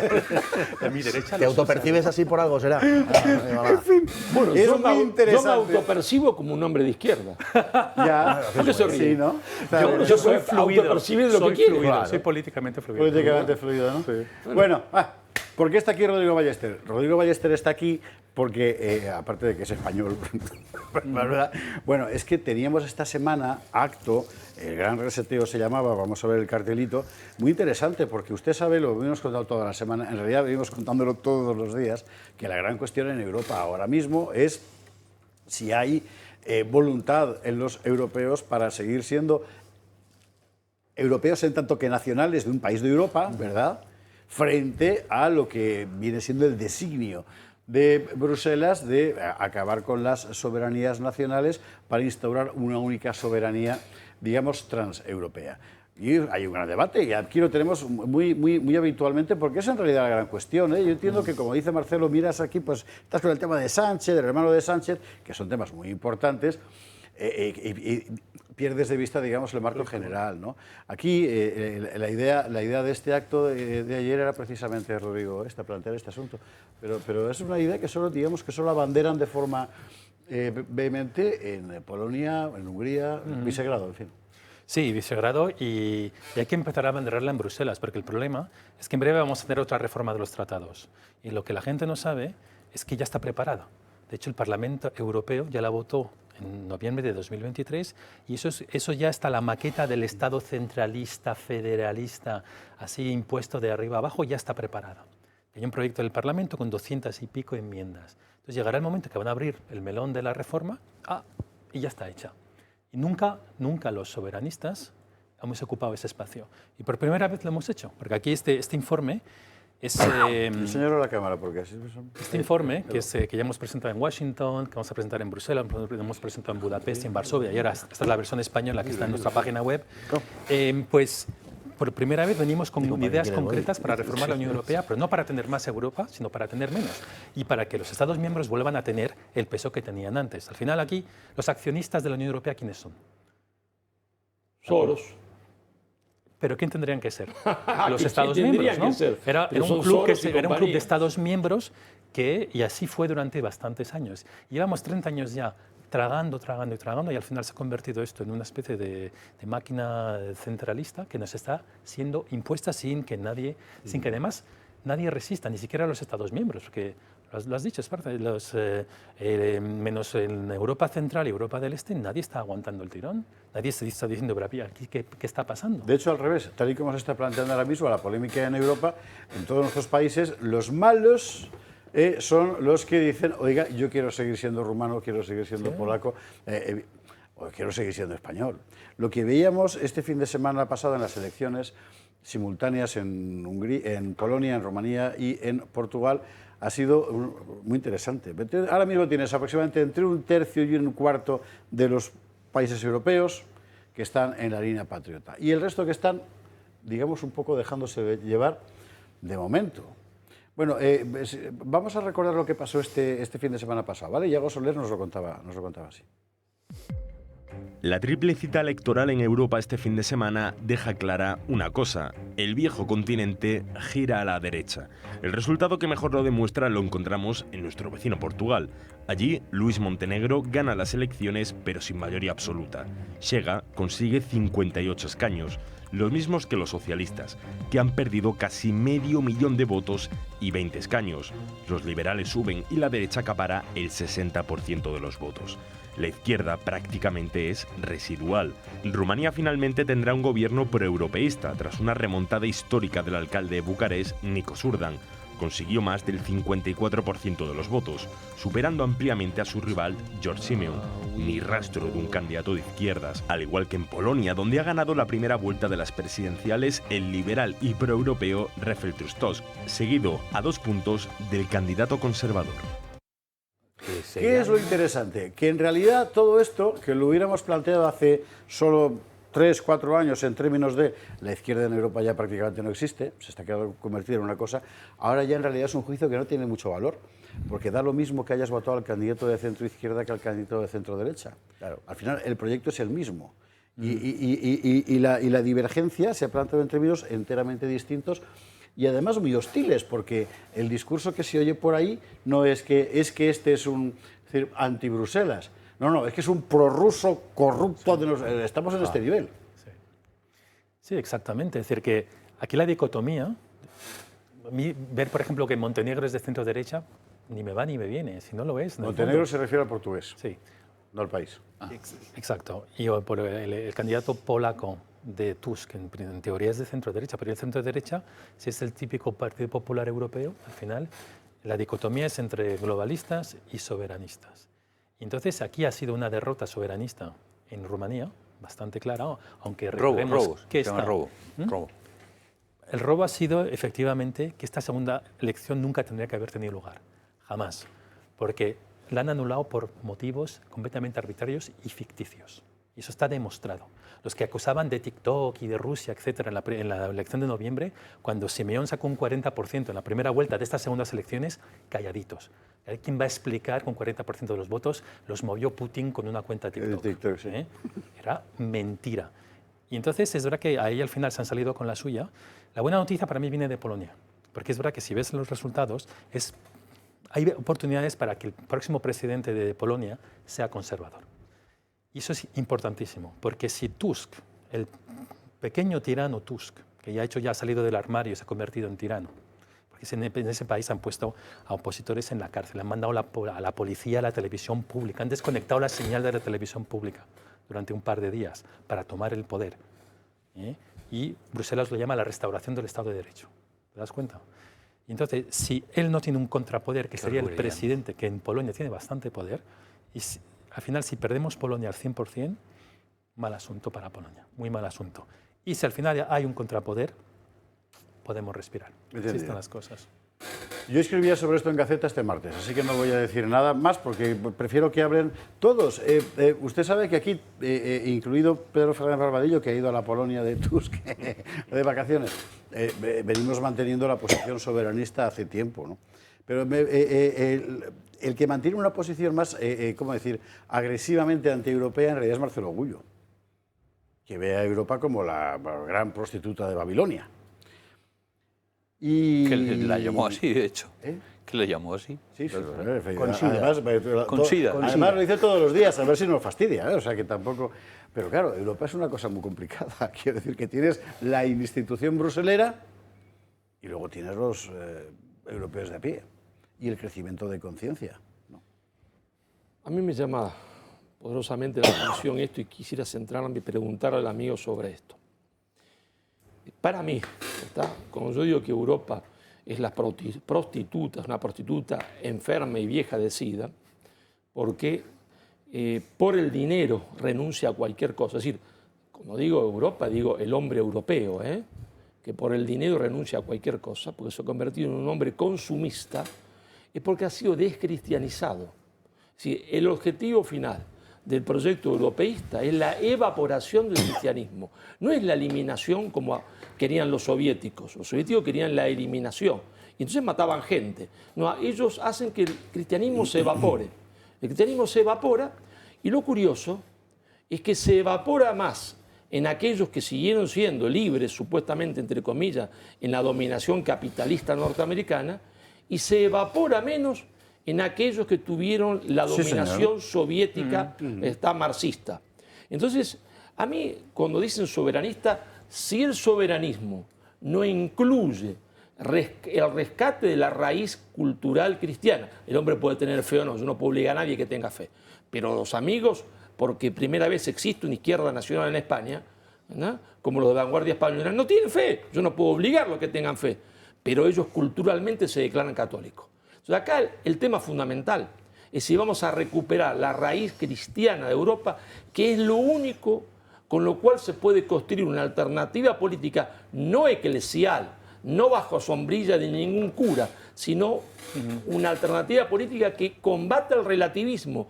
Porque ese relativismo no puede ser combatido desde el conservadurismo liberal, porque a la larga el liberal se come al conservador y el liberalismo no es otra cosa que relativismo, no es otra cosa que nominalismo. Esto ya en filosofía se ha estudiado hasta el hartazgo.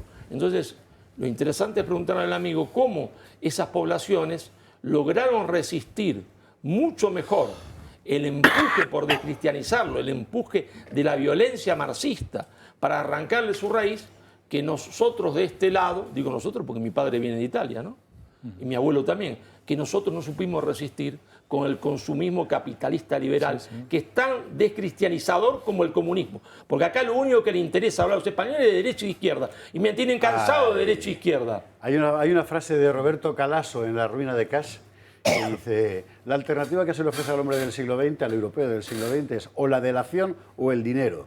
Y eso es mucho más amable el dinero y es mucho más eficaz, efectivamente. Claro, claro, es verdad.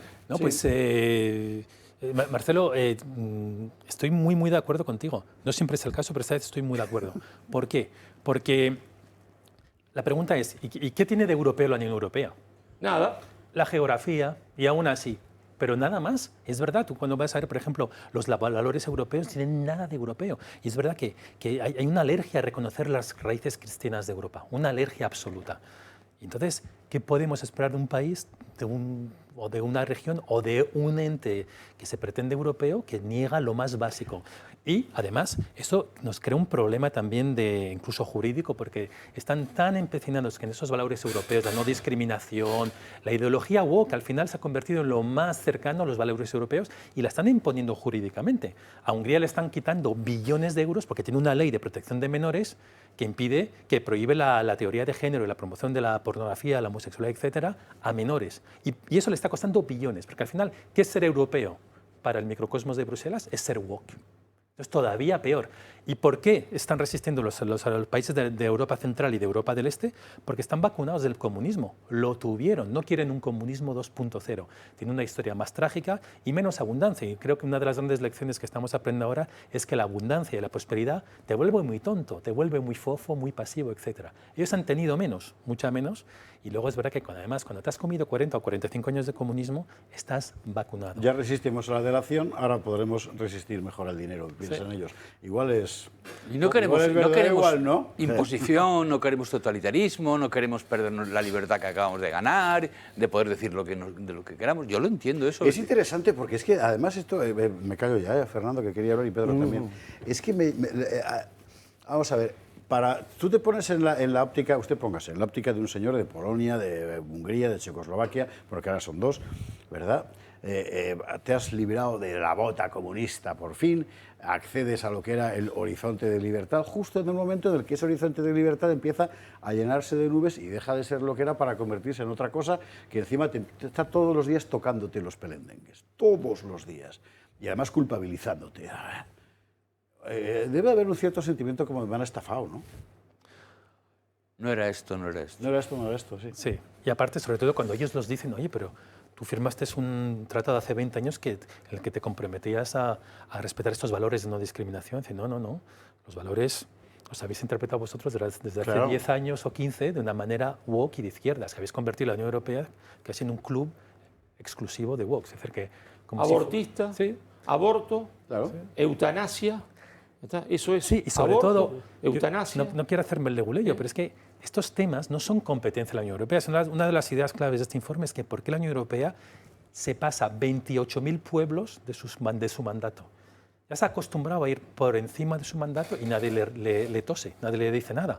Porque al final este tema, por ejemplo, de la ideología de género que los húngaros prohíben en su casa, la pregunta no es si nos gusta o no nos gusta, que a mí me encanta, por cierto. Me encanta llevar a mis hijos a colegios donde no hay ideología de género. Pero la pregunta es, ¿desde cuándo esto es una competencia de la Unión Europea? ¿Desde cuándo la educación sexual de los niños es una competencia de la Unión Europea? Pues en nombre del Estado de Derecho, en nombre del principio de no discriminación... Pero ¿desde cuándo podemos creer que la oligarquía financiera mundial que controla Bruselas cree en el derecho? Eso es una ingenuidad. El derecho tampoco lo cree en las grandes potencias. El derecho es una telaraña que pasa a la mosca más fuerte y atrapa a la mosca más débil. Bueno. A la mosca húngara la atrapa, claro, y le van a hacer pagar sus consecuencias. Sí.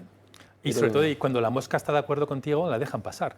Porque mira el nuevo gobierno en Polonia, desde hace un año y medio más o menos, el gobierno de Tusk se salta la torera al Estado de Derecho y en Bruselas lo llaman la restauración del Estado de Derecho. Entonces aquí, en Europa es el que se mueve, no sale en la foto, multiplicado. El Estado de Derecho es un Estado anticatólico. Está destinado a destruir el catolicismo y el cristianismo. Yo prefiero hablar de catolicismo, porque el cristianismo, sin catolicismo, el de los protestantes, es bastante otra cosa.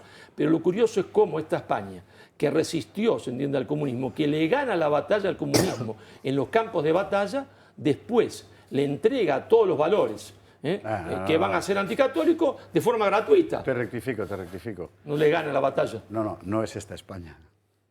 Bueno. ¿Era otra? Bueno. Claro. Bueno, don Fernando Paz, don Pedro Fernández Barbadillo. Pues yo creo que el comunismo para esos países no ha sido solo una vacuna, sino que objetivamente la destrucción de su tejido nacional a manos del comunismo ha sido menor que la destrucción que ha tenido lugar en Occidente. Es decir, el dato objetivo, no es solamente cómo está operando sobre la mentalidad actual de polacos, húngaros, checos, rumanos, búlgaros, rusos, sino que yo creo que es que la destrucción objetiva ha sido menor. Ha sido trágica, lógicamente, para los que vivieron aquella tiranía, sin duda ninguna, pero los que hoy atacan, los que hoy están en esa batalla contra la cristianización de Europa, contra la condición cristiana de Europa, sin la cual no se entiende la propia Europa, los que están en eso han aprendido que el ataque frontal precisamente lo que produce es anticuerpos. Y por eso estamos observando hoy, décadas después del comunismo, como en estos países la práctica religiosa, en la mayor parte de ellos, no en todos, no en la antigua República Democrática Alemana ni tampoco en la República Checa, pero sí prácticamente en el resto, la práctica religiosa, por ejemplo, es sorprendentemente, para el que quiera sentirse sorprendido, más alta que en la Europa occidental.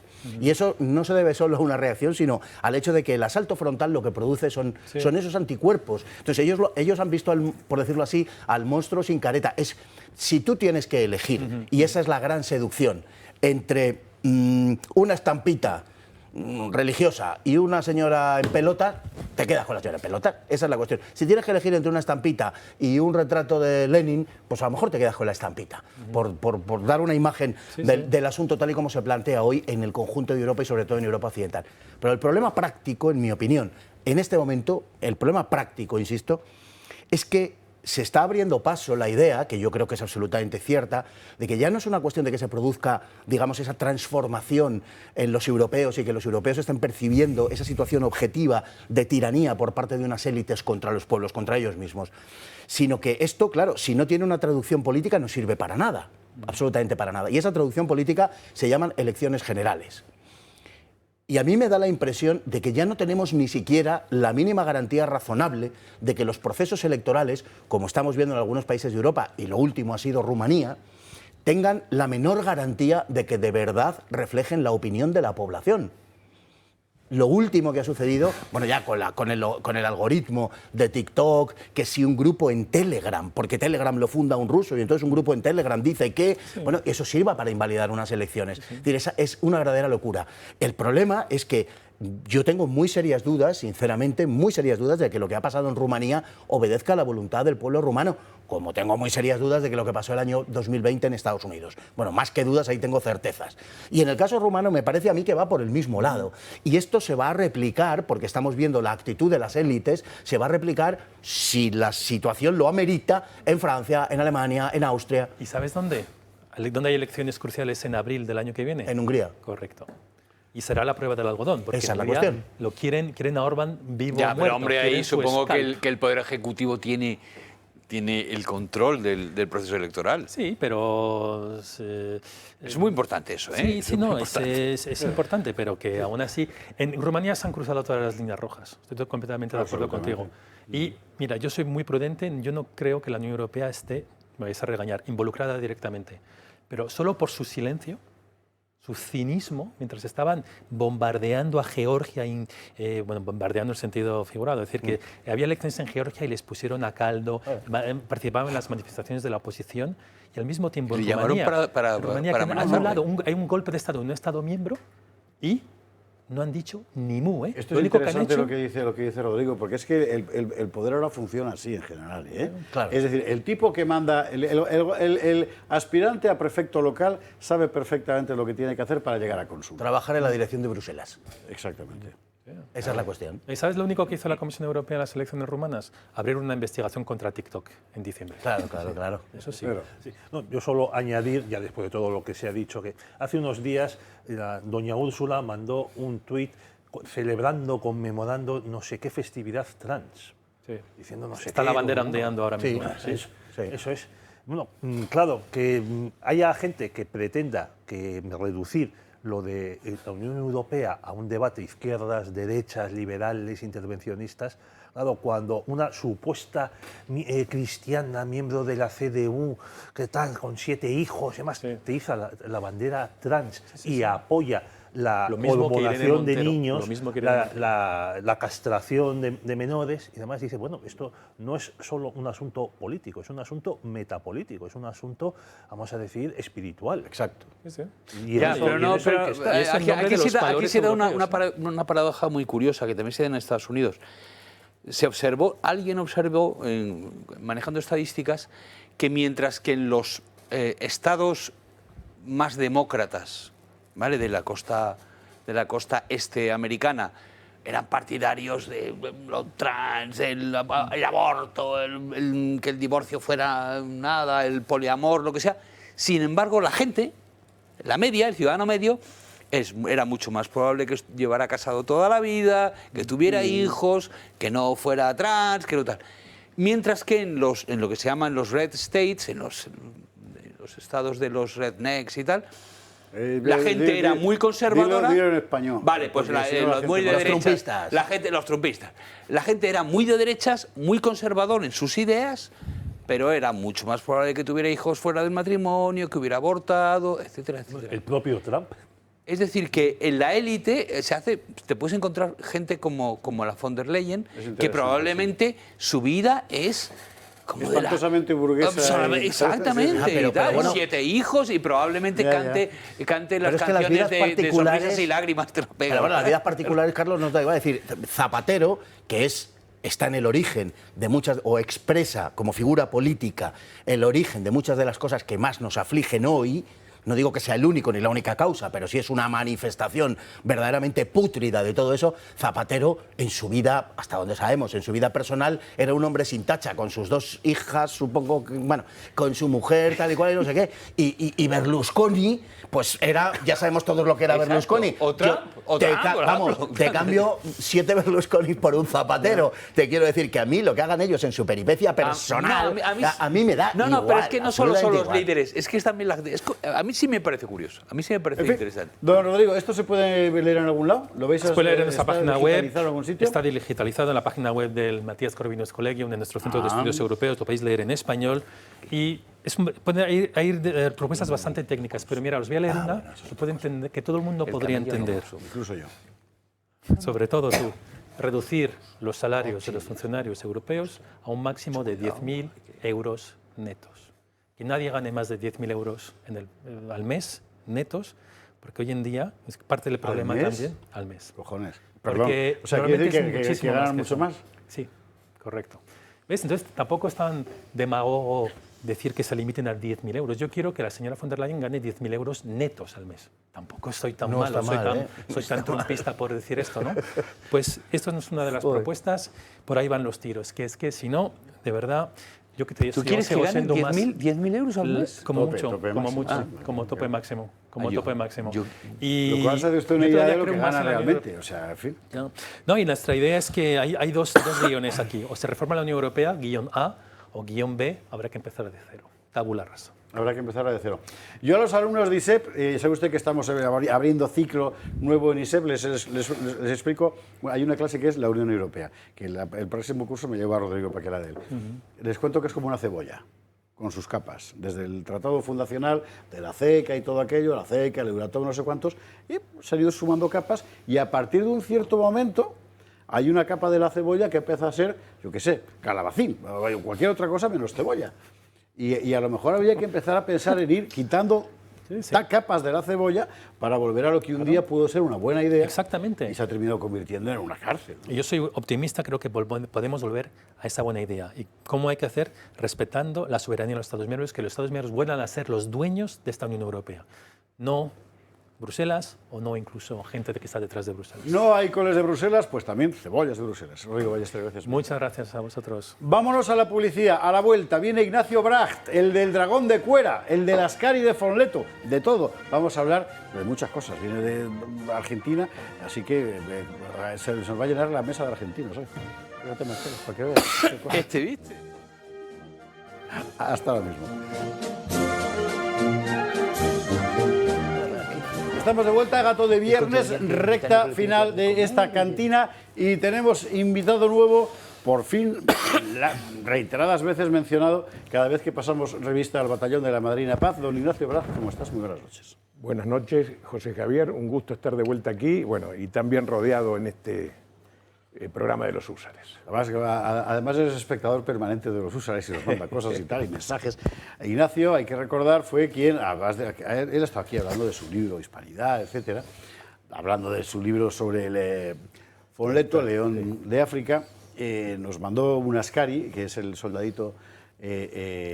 iba a decir afroamericano, ¿no? Afroamericano. No, por no decir negro, que si no luego te montan negro. De la Primera Guerra Mundial, también el dragón de Cuera, y es un magnífico amigo que además ha traído una bolsa llena de cosas, o sea... He venido como un cajón de sastre acá, como Baltasar del Río de la Plata, y complotado con el compatriota Marcelo Gullo, que el viernes pasado te prometió un patricio.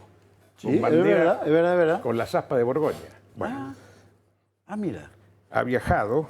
O sea que lo que prometía Marcelo en realidad lo traía esto. En realidad estábamos de acuerdo. Así es el complot, la conspiración no existe, pero funciona. Bueno, Ya. acá Ay, mira qué subo al bonito. pelotón de los húsares un guardia balona del sitio de Cádiz. Vamos a poner aquí, fíjate. Y acá el complot con Marcelo, Las guardias balonas, sí, señor. el Patricio con la bandera, para cuando digan que es una bandera fascista, bueno, pues se puede decir que en 1806-7 había camisas negras. Había en el Río de la fascistas en Plata. Buenos Aires. Pero Efectivamente. ese Qué bonito. Patricio que está ahí, ese Patricio que esté con esa bandera, venció, se entiende, a los británicos en 2 ocasiones y le quitó, se entiende, la única vez al regimiento de Highlander su gallardeta y su bandera a los británicos. No hay otra bandera capturada, todas completas, como la que ellos hicieron, se entiende, la captura en Buenos Aires y la pusieron don Santiago de Liniers al pie de la Virgen, ¿está? En la Virgen del Rosario, en el convento de Santo Domingo. Atrás del altar está la bandera de Highlander. No es cualquier cosa ese regimiento. Es decir, y los ingleses eran 10.000 efectivos para una ciudad que tenía 40.000 hombres, es decir, contando viejitas, los niños, ¿se entiende? La ancianita, tenía 40.000 personas en total, contra 10.000 ingleses, entrenados y profesionales. ¿Esa es la de Beresford o es la No, es la de Winterloch, anterior? es la segunda. En la primera siguiente. mandaron 1.500, La en la segunda mandaron 10.000. Sí. Pues aquí los tenemos, el Patricio, de Buenos Aires y las guardias balonas. Y después traje la bandera La creada bandera de la hispanidad, sí, o señor. de la raza O de la americana. raza. Como Es raza, que a ahora instancia, no puedes decir raza porque la gente piensa que estás... Pero no. con el espíritu de Hipólito Yrigoyen de la raza estamos. americana. Y el último regalo, que es para compartir, esto es un pedido especial de un gran amigo, Eduardo Llorente, presidente de la Fundación Oid Mortales, que hizo estos juegos de cartas de baraja española, pero con motivos de Malvinas. ¡Hombre! Y ya los van a Mira ver. qué bonito. Está la Virgen de Loreto, de los aviadores. Marcelo, de los aviadores. Claro. Uy, Carlos. gracias. Fernando. 2 de abril, Así que 40 Eduardo años, Llorente, sí, señor. le agradezco haber tenido, me dijo, lleva a los húsares. Eduardo, Pero mil gracias, muchísimas gracias. Y sí, Ay, qué bonito, sí, señor. Está bien porque efectivamente, vamos a ver si podemos ver este as de, por ejemplo, este este as de copas. La Virgen de Luján. A ver si claro. podemos verlo, por ejemplo, con la Virgen de Luján, que es bonito. Yo lo sostengo aquí, a ver si podemos acercar la cámara para que se vea bien. La verdad que es una preciosidad de dibujos, ¿eh? Qué bonito, sí, señor. Muy bonito. Fantástico. Muchísimas gracias, José Ignacio. Javier, esto es una iniciativa fantástica. Solo agregar, para que después escucharlo a nuestro amigo, que la hoy denigrada gesta de Malvinas fue, metafóricamente hablando, la última carga de la caballería hispano-católica contra el imperialismo británico. Por ahora. Por ahora. Sí, bueno, se puede añadir también el cruce de la vía de Gibraltar por Javier Ortega Esmitanado, que eso también cuenta. Pero bueno, Vamos a efectivamente, ver, es verdad. no sé. No, ciertamente.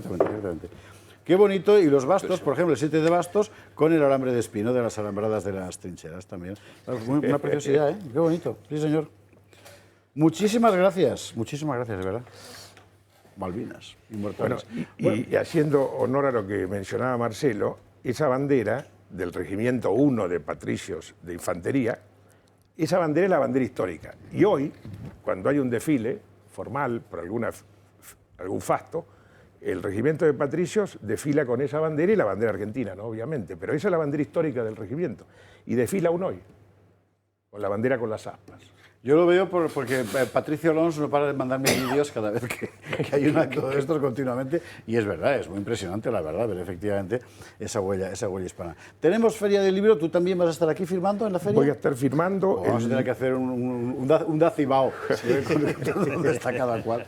El 30, de 7 a 9 de la noche en Tercios Viejos. En Tercios Viejos también, fantástico. Ya sea El León de África, que fue editado por Tercios Viejos, a instancia de un amigo a mi diestra, y también Hispanidad, escritos en defensa propia.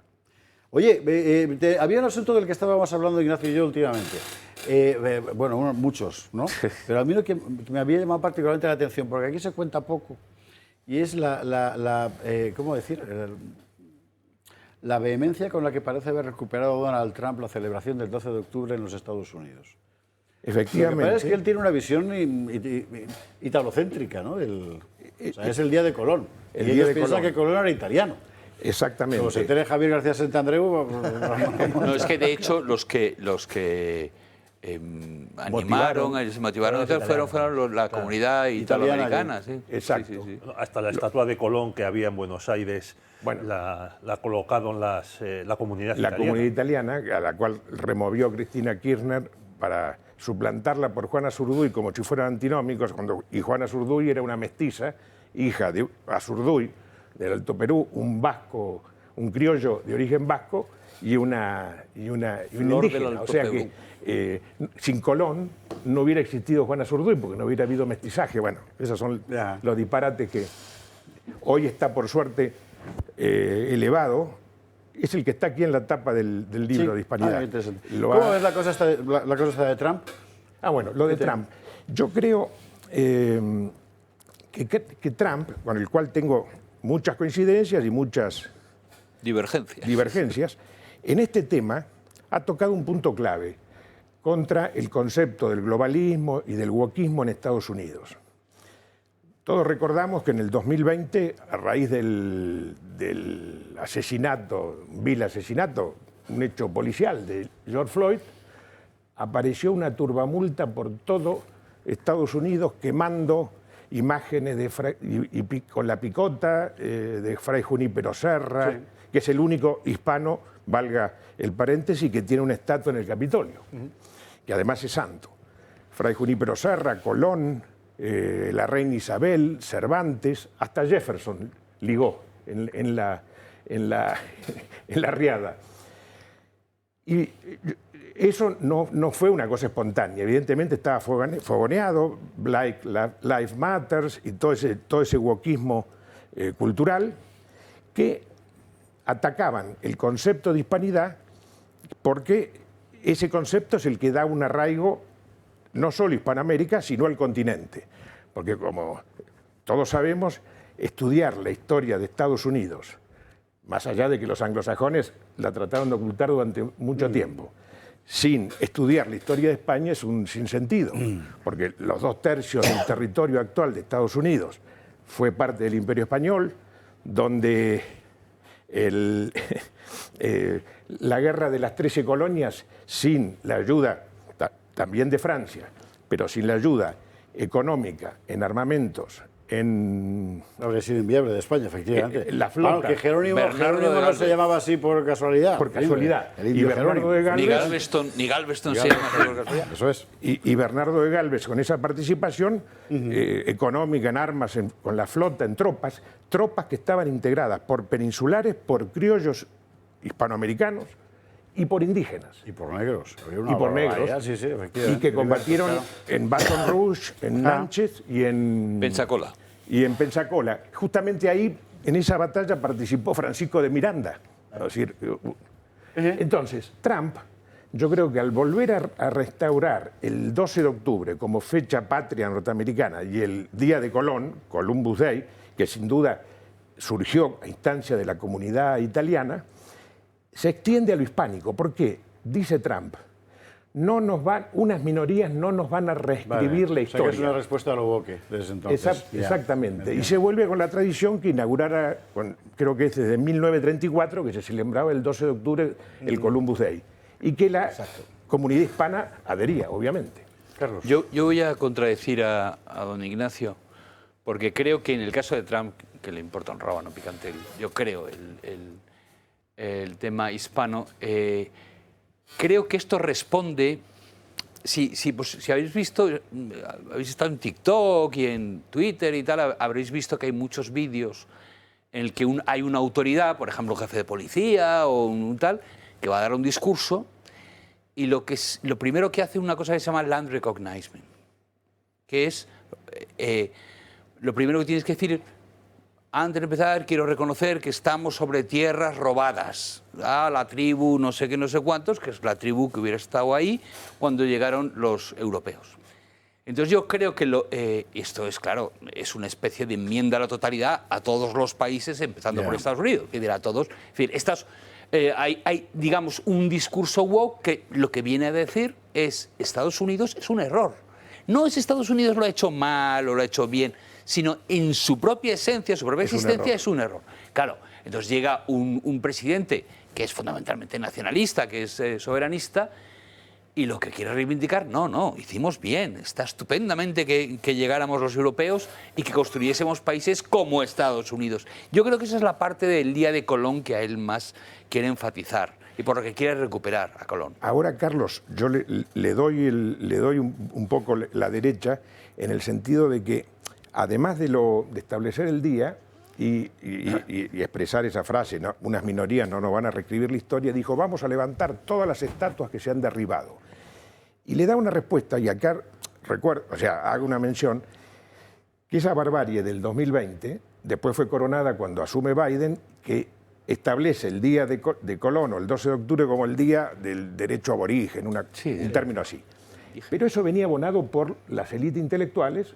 La Universidad de Stanford, pocos años antes del 2020, había quitado la calle del campus universitario, que llevaba el nombre de San Fray Junípero Serra, con calificativos desde genocida, mutilador, cuando Fray Junípero lo único que se había dedicado era a fundar 9 misiones de las 30 y a defender a los indígenas. Entonces creo que en ese juego, contrajuego, me parece que es loable lo de Trump en el sentido que le responde no solo a ese contexto, sino a esas élites. Es una voluntad restauradora. Eso es. Ahí está. Esa es la idea. Claro, pero es que para Estados Unidos eso es fundamental. Es decir, es que si no...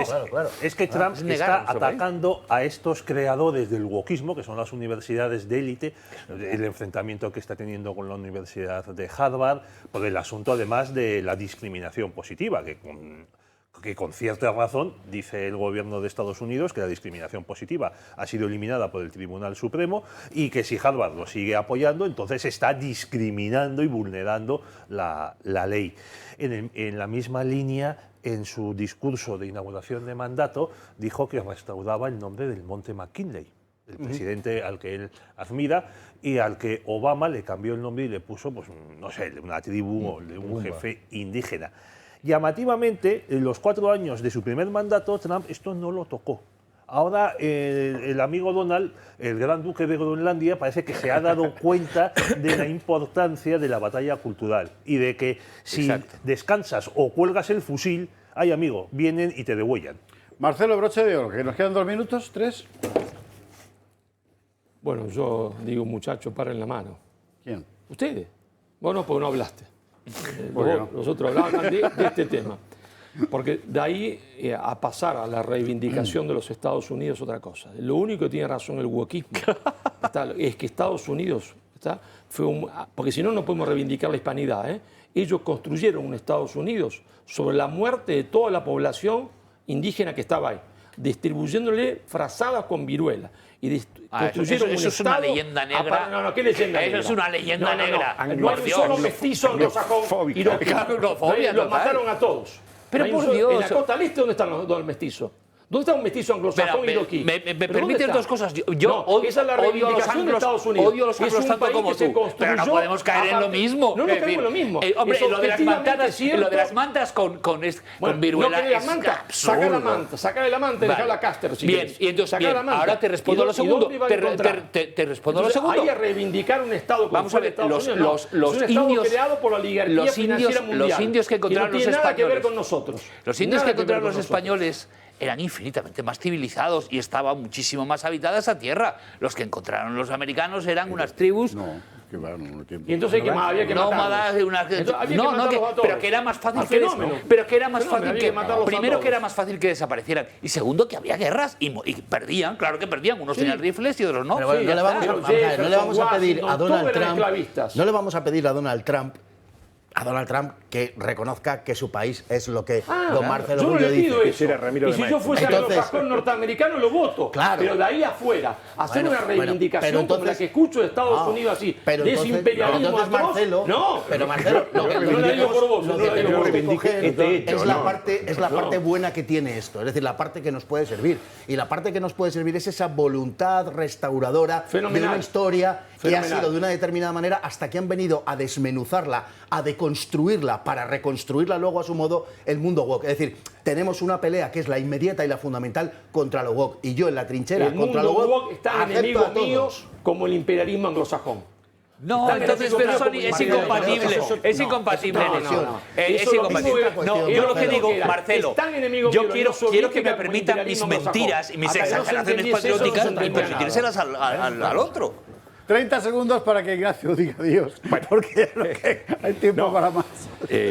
La reivindicación de este hecho del 12 de octubre no convalida toda la política anglosajona, como decía Marcelo. Claro. Ahora, quiero mencionar, para terminar, 1790 y algo. Tratado de la Nación Cherokee y 10 pueblos indígenas más con el soberano español. Se ve que ya se la veían venir, porque ya eran las 13 colonias, estaban independientes. Bueno. Se acabó. Bueno, ¿qué quiere usted que le diga? Pero si es que este programa tiene que durar 4 horas. Pero entonces ya no es lo que sé. Don Fernando Paz, don Marcelo Gullo, don Pedro Fernández Barbadillo, don Carlos Esteban, don Ignacio Brag, don Rodrigo Ballester, don Paco Álvarez, don Miguel Rix. Usted, si usted no habría nada. La madrina Paz, Ferrer Dalmau, yo qué sé. Que descanse, que el lunes habrá más gato. Buen fin de semana. La banderita.